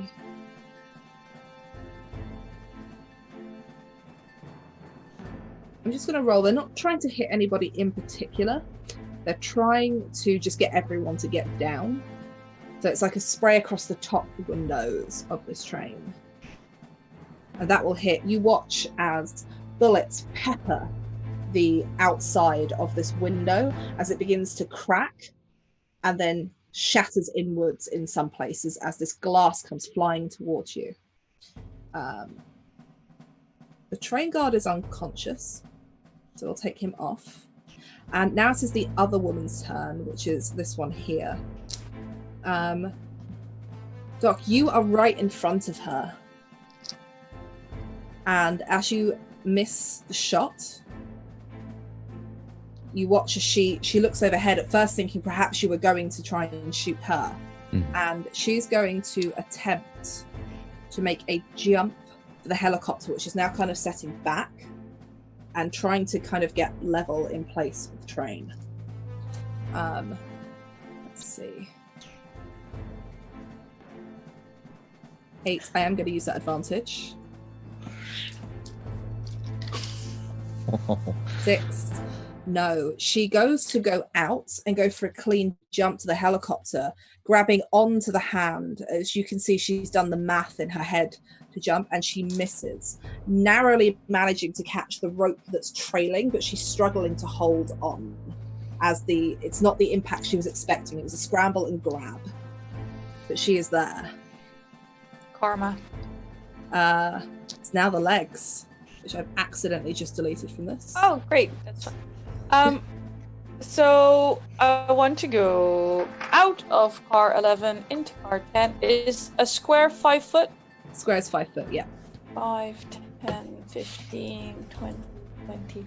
And how much of the glass on that side of the train has been gone? Is it enough for me to shoot out of with my submachine gun? Yes.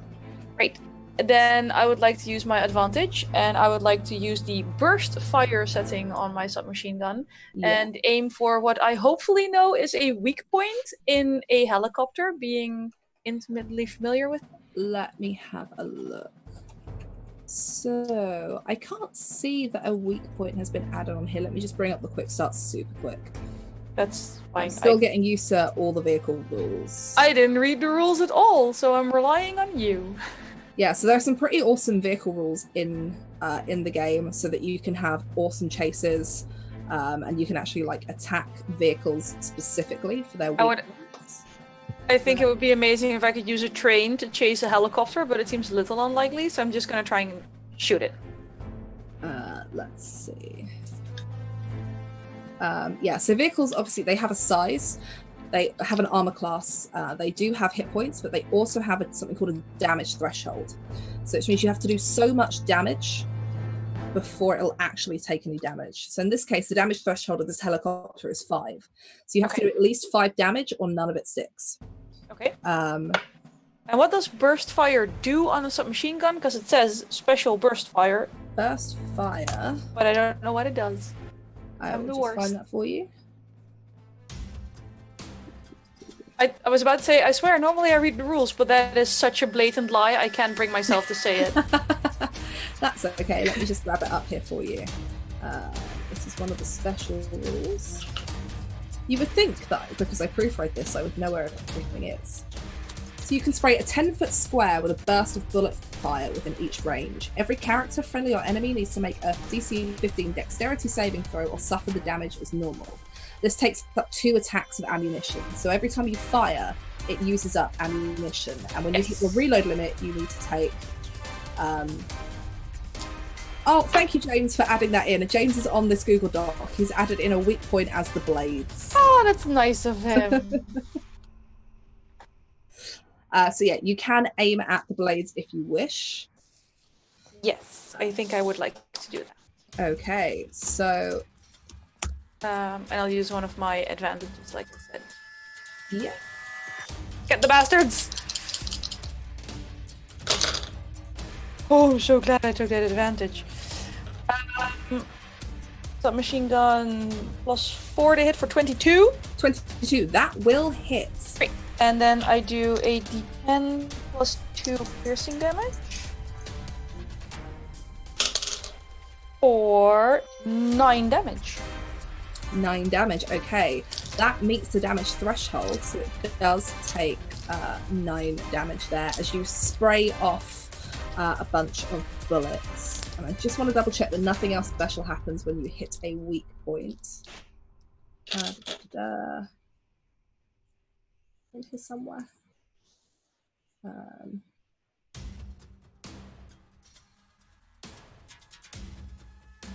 Okay, so it's not quite enough to completely destroy the blades, but you can hear the bullets ping off, and they do look damaged. You can see a little bit of smoke starting to come from the motor there. Oh. And we are back to the top of the round with the second woman, so this lady here, and Wings. She has just seen the other woman jump out and only just make it to the rope. And she's up against the door, kind of looking between the train carriage and looking out, trying to judge her distance.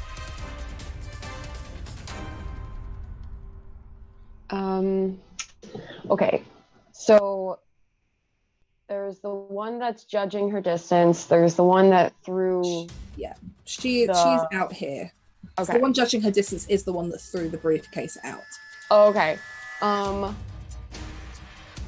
gonna attempt to move into her space and try to grapple her back with my garrote string.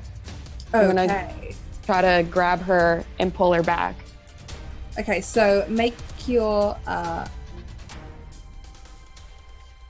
attack with the garrote string, and then I think it's got it's a special thing that if you succeed in the attack, you grapple them, I believe. I should know this. This was like my secret weapon. 16. So +4 to hit. Okay. Oh. I got a 24 to hit. 24 to hit. That will definitely hit. Do you want to roll your damage there? I'm just looking up the garrote in here so I can make sure I do get this right. Yeah.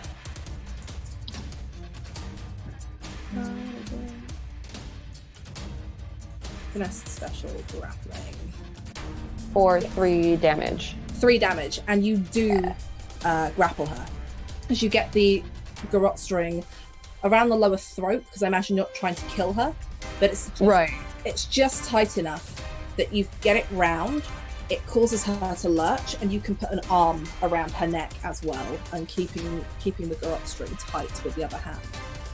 I'm gonna pull her if possible, because I know that might be a lot, but try and pull her 1 square over where I just moved my little token. So she's away, and I don't have to worry about her like trying to throw me out of the train. You can move her there. Yeah, you can drag her back from the door. I'll just hold her there then and kind of wait to see what everybody else does. Okay. She is, because it is also her turn, she is going to try and throw you off. I didn't want to make it contested, but you've moved away from the door, so she's going to give it a go. I'm probably going to roll poorly. 17. So this is contested. This is with her. If you make me a strength. Ooh, I have no strength. Or acrobatics dexterity test. Okay, I will try to use dexterity if possible, and I'd like to use my advantage. Sure. Okay.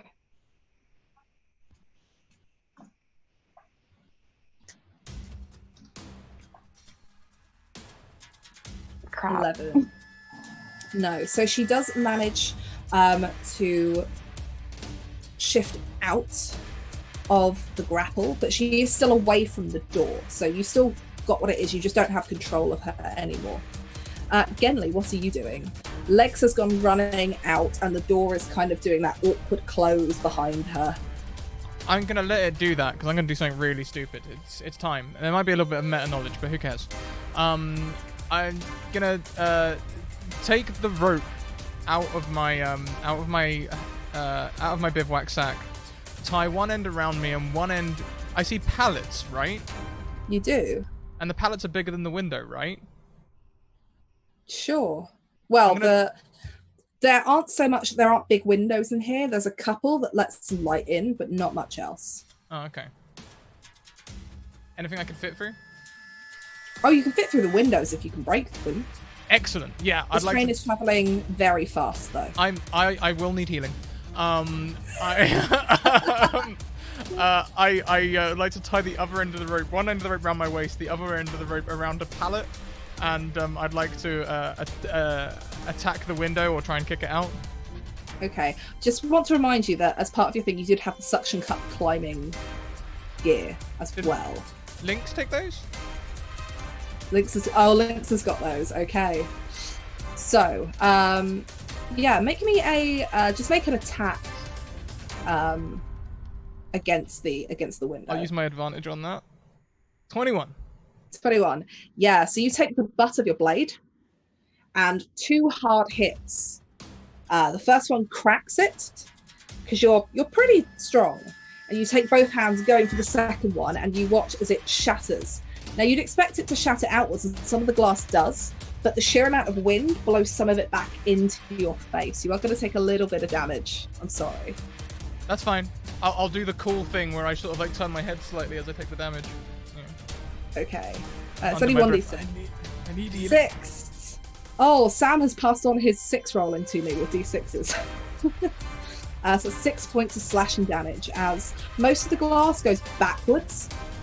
And Legs, you can probably see this glass come flying past your broken window from somewhere up ahead in the train car. You still have some movement if you want to, Genly. I think I'll just mostly take this moment to prepare myself for what I'm about to do.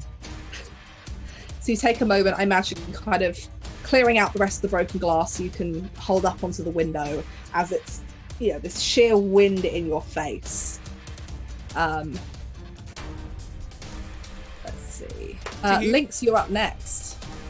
I keep accidentally deleting people from this when I click on them. So, Lynx would like to try something. Your decision if it's too crazy. She has a grappling hook. She has the fun suction cups.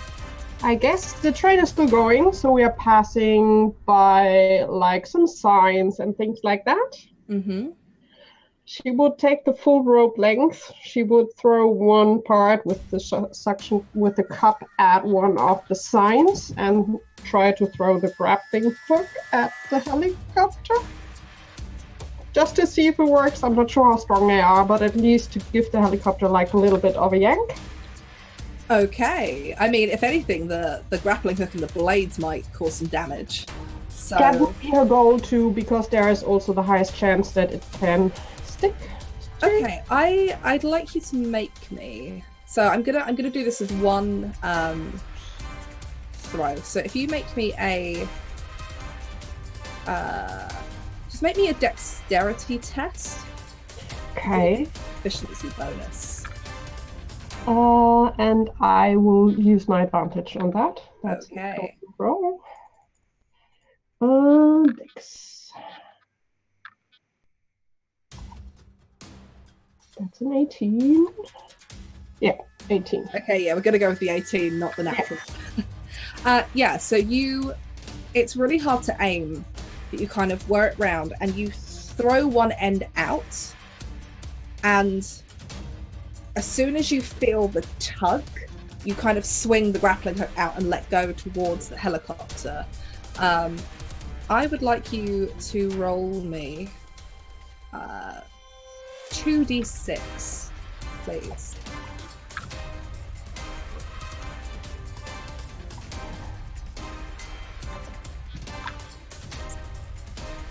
10. 10. Okay, you watch as the grappling hook catches in the propeller blades, and you can see the rope twist. It eventually snaps.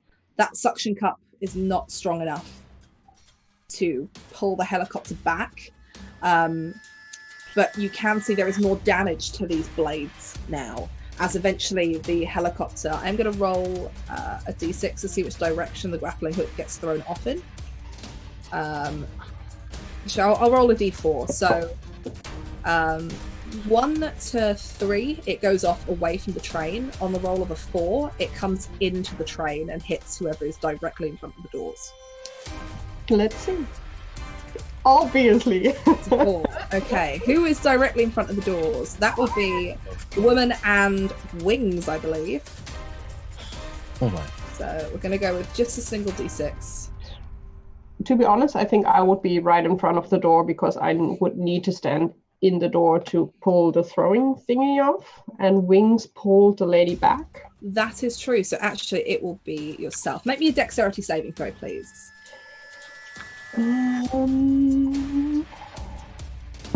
Actually, I think Wings will probably be safe because she still has the woman in front of her. So Still weirded out that for dex save I have advantage written down below my stat.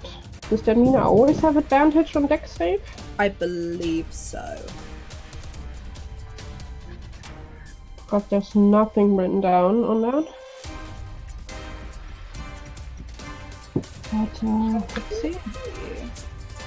Even without advantage, at least I got a 24. Yeah, 24. Yeah. You watch your work, and it's great. You watch this grappling hook get caught up in the blades, and then you watch as it comes back towards you. And you zip inside where the door is. Instead, it's going to hit the woman. So, and she takes, wow, I'm on it with this. Seriously, Sam has given me his 6 rolling ability. Yeah, she gets hit by it, full force, Lynx, as she breaks free of your grapple. Wings. As she breaks free of your grapple, you can see she pulls herself forward. She turns to go to hit you, and she's caught across the top of the torso by this grappling hook that, rips across her. She almost falls into you doing this. Doctor, it's now your turn. You see this go down. So this woman is now even further away from the door as she gets shoved over into the corner. And you've stepped back past the door there, Lynx. It's time for the doctor to do something really stupid. So you now have a clear sight out of that door. Yes, he does. And he's going to try and jump into the helicopter. You're going to try and jump into the helicopter? Yes, as they were trying to do. Okay, make me a dexterity acrobatics check, please. It's going to go so bad. Yep. Do you have any advantages left? No, I don't. I used my one. Unless okay. I only have Hang on. I'm eating super loud crackers. You can have one of mine. I've actually got you having one on the overlay, so... Yeah, we have one on the overlay. It's on the overlay. All right, there, 14. I'll take it. 14. Okay, you take a moment, you brace yourself.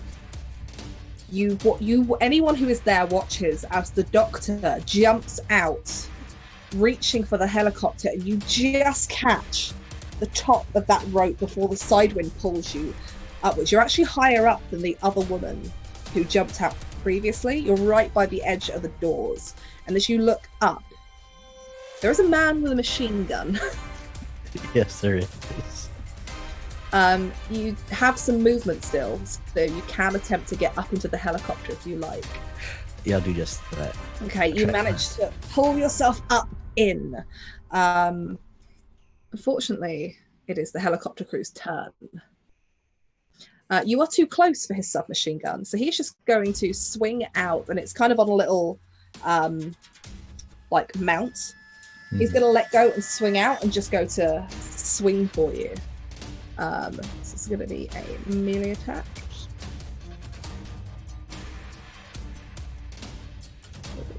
That is a natural 1. That is a nat 1. Doctor, you tell me what happens as he goes to swing for you. Am I allowed to do a reaction in this case, are you saying, or? Sure, it's a natural 1, so you make this as spectacularly awful for me as you can. Right, so as he comes in for me, he accidentally trips over to me while I'm bracing myself with one of my, what do you call it? The dart gun needles in my hand, and he falls into it. As he falls into it, you watch as he shouts out in pain. He blinks a few times, and he rolls off onto the floor of the helicopter, passed out. Well, that went better than expected. Let's see. After that, so the woman who is on the rope is going to attempt to continue to climb up. She goes hand over hand, still climbing up, and is just pulling herself up in when she comes into your view as you roll this this machine gun up off of you. And then we're back over to Legs. You see this whole feat. You see the doctor jump out and just make it and grab. You watch as there is a struggle between him and whoever is you can only just make that out from the side view, and you watch as the other woman makes her way up into the helicopter, as they now begin to rise and take flight off. Yeah, I don't think I'm going to be able to jump over there, and I'm not sure. I don't think I even know where we left the bus, because I left Genli in charge of it. You did. I'm pretty sure he didn't have it in his arms as he did his thing. You haven't seen him yet. All you know is that the I just saw glass flying past. Just glass flying past, yeah. As tempting as it is to try and take the helicopter, I'm going to have to assume the doctor has a plan for when I inevitably shoot down the helicopter, and I will submachine gun the helicopter. You want to shoot at the helicopter? Because the doctor is in there. I'm not going there. Or you can hold your action for something else. Well, the thing is, I'm already last, so holding my action would suggest most of them get a turn before I do anything. And the doctor will be fine. Clearly he had a genius plan in doing what he did. I have full faith in the doctor managing whatever happens next, and I'm gonna aim for the blades. Okay, make your attack roll. Yeah, I'll use one of my advantages. I have been reminded that moving targets benefit from a +5 bonus to their AC. Rude. So I've had that typed into the document I'm looking at for me. Isn't it great when your boss is watching you work? James isn't my boss. Sam is.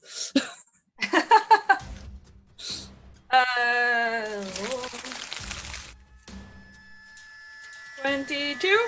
22. That will hit. So roll the attack for your machine gun. I shall.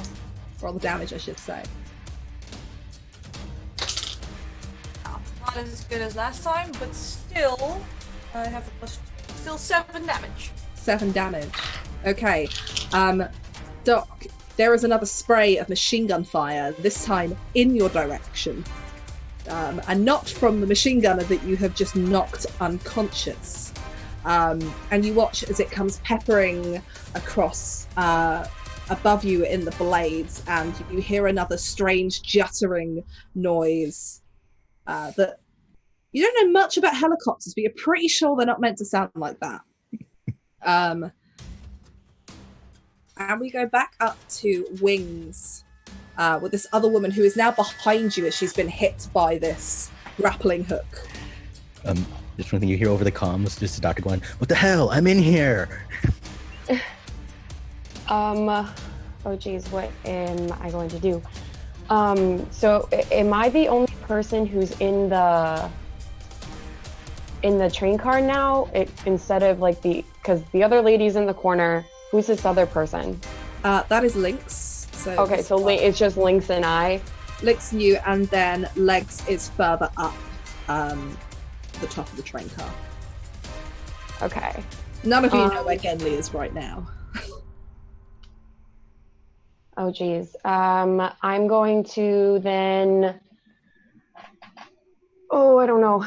I'm going to hold my action to see what this other lady does. I'm gonna kind of monitor her because it looks like everyone else kind of has a handle on something. Yeah, she's currently kind of slumped against the side, clutching at a shoulder, and you can see the grappling hook kind of between you that's come back in after Lynx has thrown it.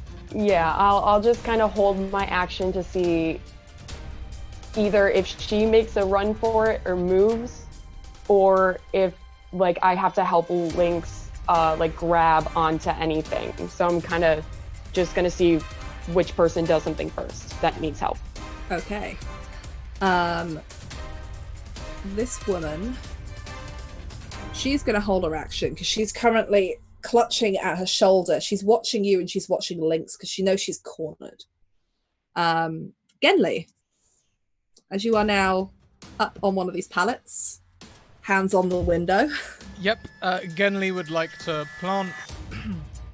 draw his sword, plant his feet on the windowsill, jump up and out of the window, trying to run down the train, shouting very loudly, "Ryujindo Ken wo Kurai!" and put my blade through the helicopter. That's the plan. I need you to make a dexterity saving throw. I'll definitely be using an advantage on this. At disadvantage, because the wind is so heavy that trying to do that leap up without just being sent clear and then left dangling is going to be difficult, because this train is smooth. There's not a lot to grab onto. It's like fingernails on the edge of metal. And so yeah, I'll use my advantage to negate that disadvantage then, if that's cool. Okay. So it all comes to one roll. Cool. Cool. 14. 14. Oh, somebody has donated 200 bits in chat. That's awesome. Hey, thank you, Sir Stalwart. Welcome, Kyle. How are you doing? 14. Yeah, you jump up and you just grab on to the edge of this and pull yourself up. Luckily, running down the train is easier than running up the train. Me and Sam had a whole conversation about this.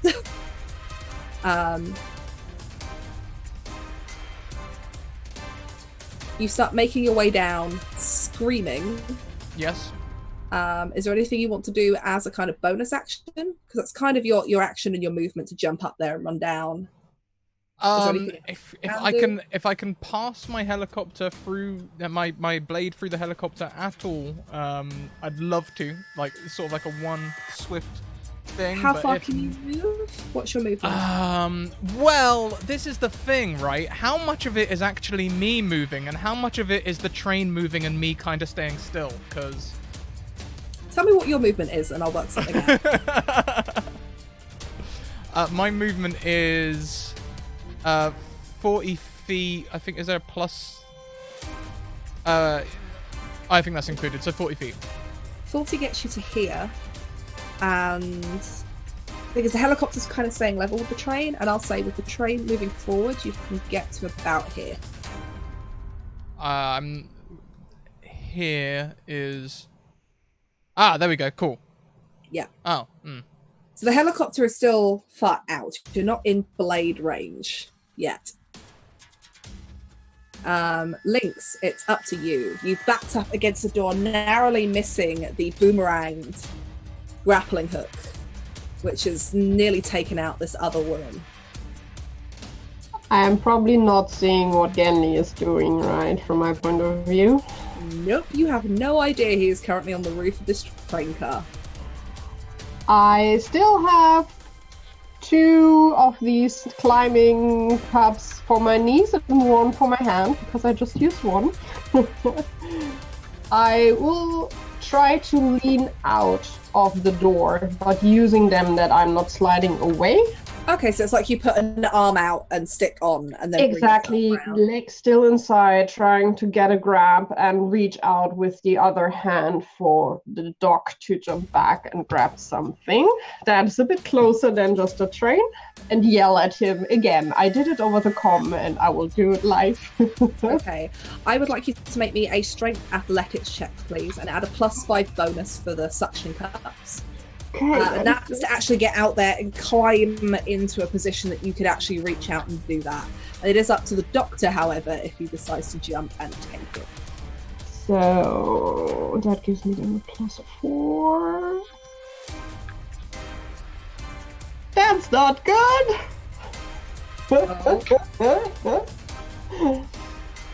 Yeah, you get out there, and you do get out there. You don't fall, but you're in completely the wrong position. The wind has forced you to go further back than you'd hoped. Rather than being kind of here on top of the... This is going to do a weird thing. No, it's that one. Oh no. If not, just describing. Yeah, it's... Instead of being kind of around here on top, you're actually more like over basically where you were, but on the outside. Great. So you're a little bit too far back because the wind has been pushing you. You've only got one hand, so every time you move a leg, it stretches further than you'd like. Doctor, you see Lynx try to shift round, and just because of the wind and the battering, the disorientation, she's too far out by the time she stretches her hand out to you. What are you doing in the helicopter? So there is a woman in there now who's she's still on the floor dragging herself in. There is a pilot who's now looking around worried. Right, so if she's on the floor, I'm just gonna try and stab her with the last needle I have. One of your sedation darts. Yeah. Okay, make an attack roll against her. Melee attack. This counts as a finesse weapon? Sure. Sure. Yeah.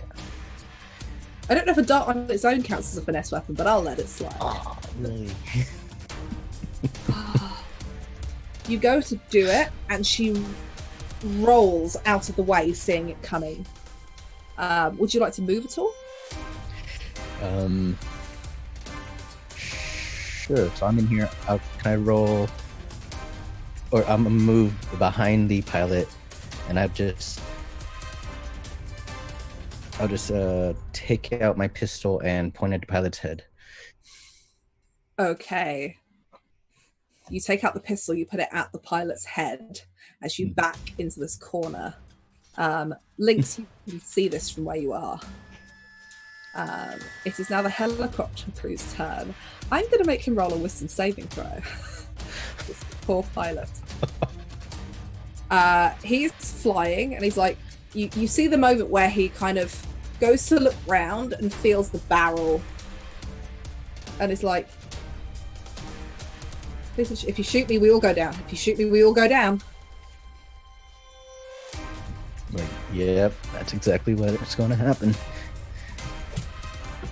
If we don't land this soon. I'm over the comms, like, someone find me somewhere to go.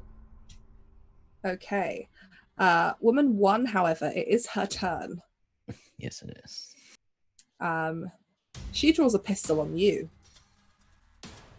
and says, now why don't you put it down?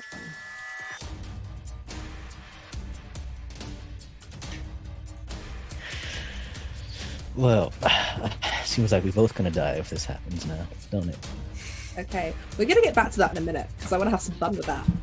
But Legs, you hear this over the comms. Somebody find me somewhere to land. Do I hear the rest over the comms as well? Probably if the doctor hasn't shut his mic off. But you can see just through the cockpit what looks to be the doctor holding his arm out towards the back of this pilot's head, and this woman who's partially obscured by some of the seating, also with a gun out at the doctor. How, like, the machine gun has a burst setting and also has a non-burst setting, I assume? Yes, you don't have to fire it with the burst. And the augmented reality glasses state that you can see enemies behind cover, in a way. Does it make it possible for me to shoot only the woman pointing the gun at the doctor? You can shoot her. She has got some cover from kind of the seating and the other stuff in the helicopter, though. So she can bonus her AC. Still attempt to target her, you can see her. Oh god, I'm just so tempted to still shoot the helicopter, but I've been told again and again by Overclock, stop killing off our own assets. Like, at some point, fine. I'll try and shoot the woman. I'll rein myself in. I really want to see the big explosion, but I'll nice deep breath and try and aim between heartbeats, and I'll aim for the woman. Okay. And once again, I'll use an advantage because I feel like I'm gonna really need it this time. Against everything I believe in. Chat has been amazing with all these advantages for you guys, though. I know, I love them all. In this case, though, I rolled super well, which is amazing, because this is a natural 20. Natural 20. Yeah, and a 14, so we're ignoring that one. You breathe. You do the math in your head, calculating for the wind. And instead of pointing directly at it, you point outwards. And it's almost like a moment from Wanted, where you're actually trying to curve this bullet with the wind, so it goes where you want it to go. And roll for your damage for me, and double it for a critical hit. Just a die, right? Not the modifier. Not the modifier. So roll double the amount of dice. Yep. And then add your modifier. Ooh, that is nice. 17 points of damage. 17 points of damage. I'm gonna go rule of cool here. Doc, you watch as you hear gunfire. A single burst. And it takes you a second to realise that this couldn't have been this woman's gun. And you watch as a 3-round burst hits her and she goes back into the back of the helicopter. She still fires the gun, but at this point it fires out to the other open side. As the pilot physically jumps in his seat as the windscreen to this helicopter shatters inwards. And you look over, and just sticking out of one of the broken windows, you can see legs. I just give it a thumbs up. You hear over the comms, "You're welcome! Don't get used to this!"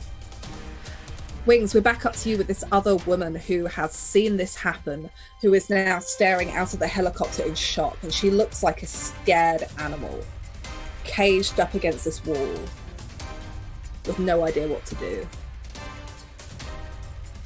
I'm going to continue to just watch her, watching everything else. I don't want to interrupt or cause anything to go awry. I still think everyone has everything under control. So I'm just going to kind of keep an eye on her and make sure that she doesn't try to go anywhere. She is going to try to go somewhere. She bolts. Fighter. Are you going to try and grab her? Yeah, I'll try to grapple her. Okay, so I want you to roll for, this is going to be, I'll let you use dexterity acrobatics if you want, because it's that quick reaction. Okay. We're going to try and fight you off with strength. Because at this point, she's lost her gun. That is a bad roll. You do manage to grab her. She gets just out the door and you push past into the compartment and grab her by the back of the top, pull her back and physically kind of almost bear hug her and hold her as she can barely fight you off with the damage to her shoulder. Genli, you are on top of this train. Yes. You saw the gunfire, the 3 bullets trace across, with no idea kind of who or what they've hit. Another shot rung out. Yeah.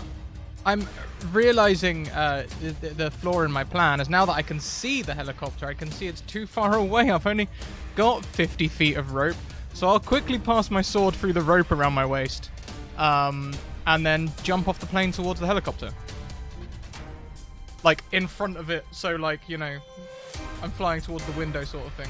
You land on the front of the helicopter. Excellent. This is what we're trying to do. Yes, indeed. Make me a dexterity saving throw, please. I'm out of advantage, so 13.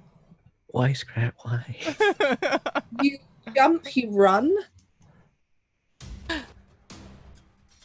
Yeah, my intention would be... This is me here, isn't it, right? So my intention would be to end up roughly there. That would be my intention. I did say in chat that if Scrat did the crazy thing, I would give him one of my advantages. Oh, thank you, Anik. I mean, you have passed. It hurts, to be honest, but I said I would. But a 19 is a much better pass. With the 19, maybe it hurts a little less. You can ignore that 6 that I just rolled as you land, narrowly ducking under one of the blades, onto the front of the screen, grabbing into where the shattered window is, and able to pull yourself into the co-pilot's seat of a very distressed, next to a very distressed looking pilot, where the doc has got a gun to the back of his head. In the back, there is a woman laying unconscious in a pool of blood. Can he just hear over the comms, Genli, I hope you know how to fly that thing. I'm just going to look to the doctor and be like, why are we wasting time? And kill the pilot. What? Let's get out of here. That is not what the advantage was for. Lynx, you watch this happen as you Now notice Genli on the roof of the train. He cuts a rope that he's tethered to and almost just jumps and free falls. And you can barely watch as he just makes it onto the front and pulls himself in a forward roll into the co-pilot's seat of this helicopter. She has a brief second of what the hell are they doing? I mean, I'm not sure I know what any of you are doing anymore, but I'm enjoying it. This is not the point. The dog has some kind of control, maybe not anymore, but let them figure that out. Lynx is worried about getting back into the train. So I will try to use a bit of momentum and the cups to get inside again. Make me a dexterity acrobatics check, please. I will still let you keep the +5 bonus the cups give you to this. That's not strength. That means I have a +10. Okay. That makes it better. Thank you.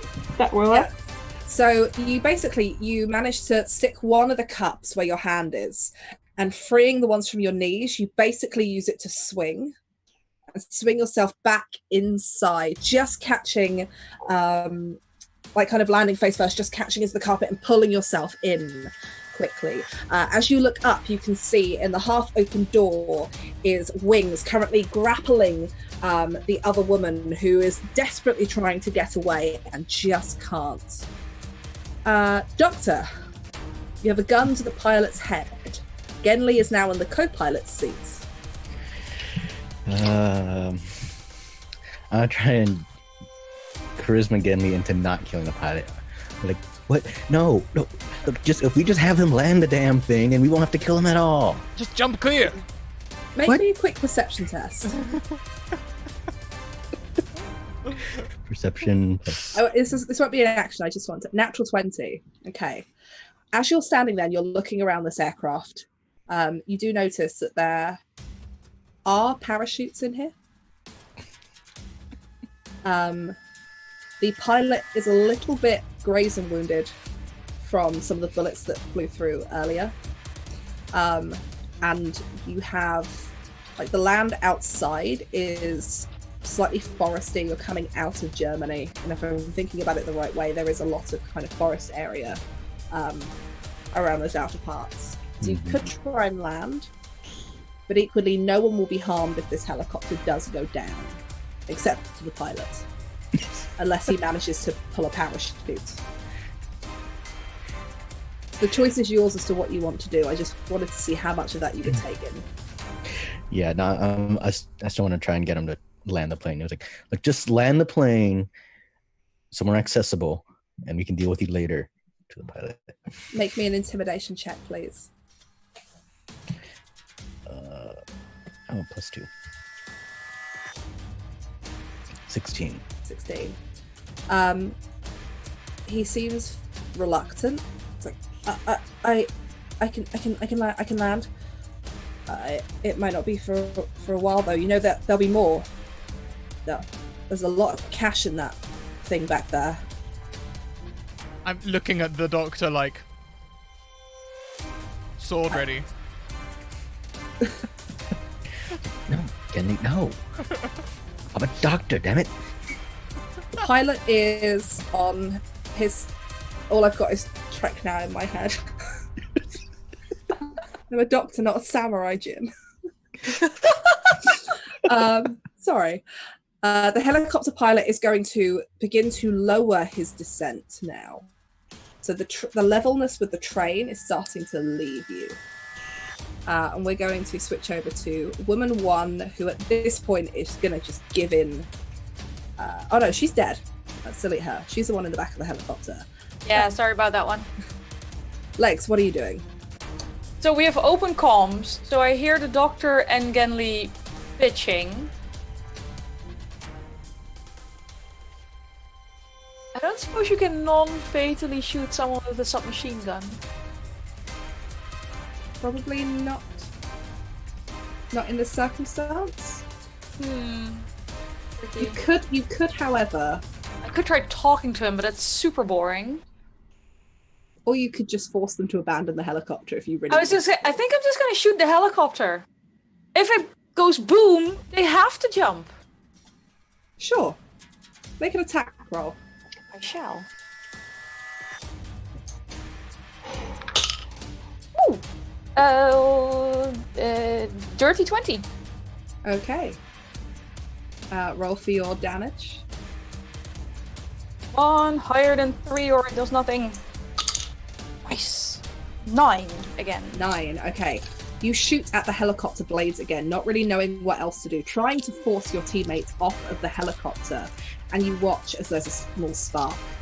And the both of you inside see the spark and the smoke and the smell of burning. As the outside of the helicopter, one of the blades pings off, hitting the back propeller. The helicopter now begins to spin. And you can see flames coming from the motor aboard. Anyone on the train can see this happening. What do the both of you do? I'm helping. Oh.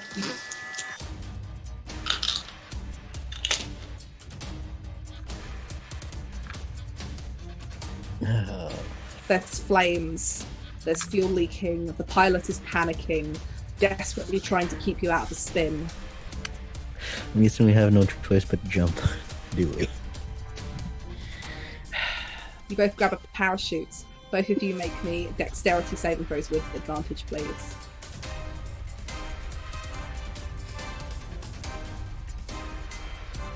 Oh, good thing we had advantage. That could have been a bad natural 1. Or amazing, you know. So I'm right thinking that is a 14 and a 13. Mm-hmm. You both jump out as the helicopter goes tumbling down and turns into a fireball as you pull on your parachutes.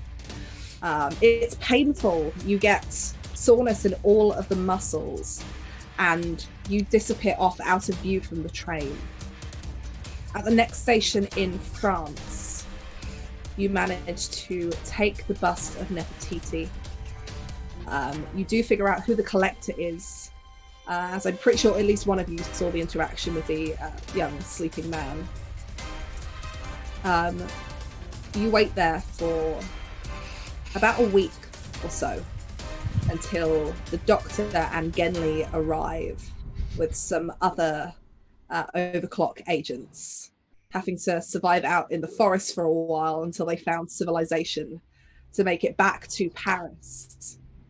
As a group, you take back the bust of Nefertiti, this time in a secure helicopter, back to Germany and are present as the security team when it is handed over to the Archaeological Council of Egypt.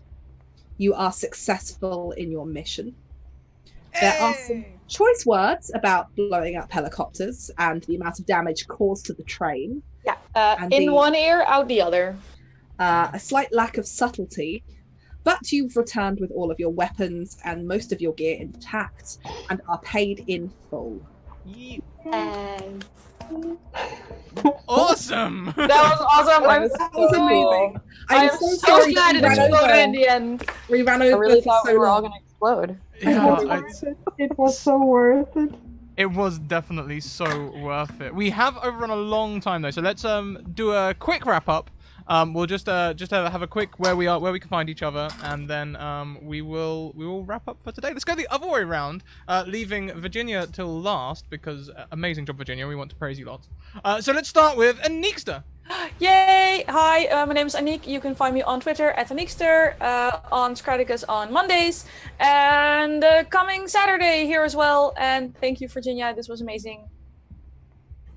Thank you. Next we have Wild Engineer. Yes, hi, Wild Engineer. Find me around on Twitch and Twitter. There's too many to list, so just yeah, you'll find my stuff on Twitter. This was so much fun. Thanks so much, Virginia. This was great.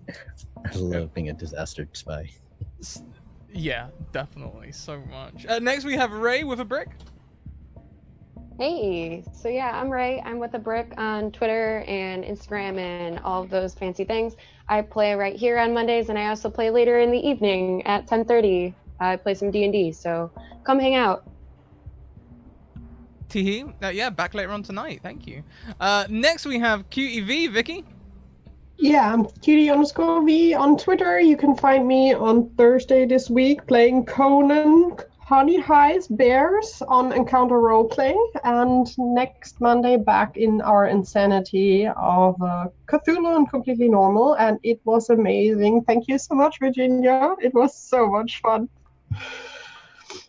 Indeed, indeed. So last but most certainly not least, Virginia, amazing. We blew up a helicopter. It was great. It was great. Thank you so much for having me on again. And thank you to Sam and James, who I think are still in chat, for helping me out with giving me some stats and some awesome maps for this. So this was the Spy game, and it's kickstarting from July the 2nd. And it's made by Black Cat Gaming, who are Sam and James, who are two good friends of mine. You can follow them at @followblackcats on Twitter, and you can find them at blackcatgaming.com. There is a free quick start available for this game, so if you want to blow up some cool stuff and play spies, if you go to Drive-Thru RPG and type the Spy game quick start into the search bar, you should be able to find it.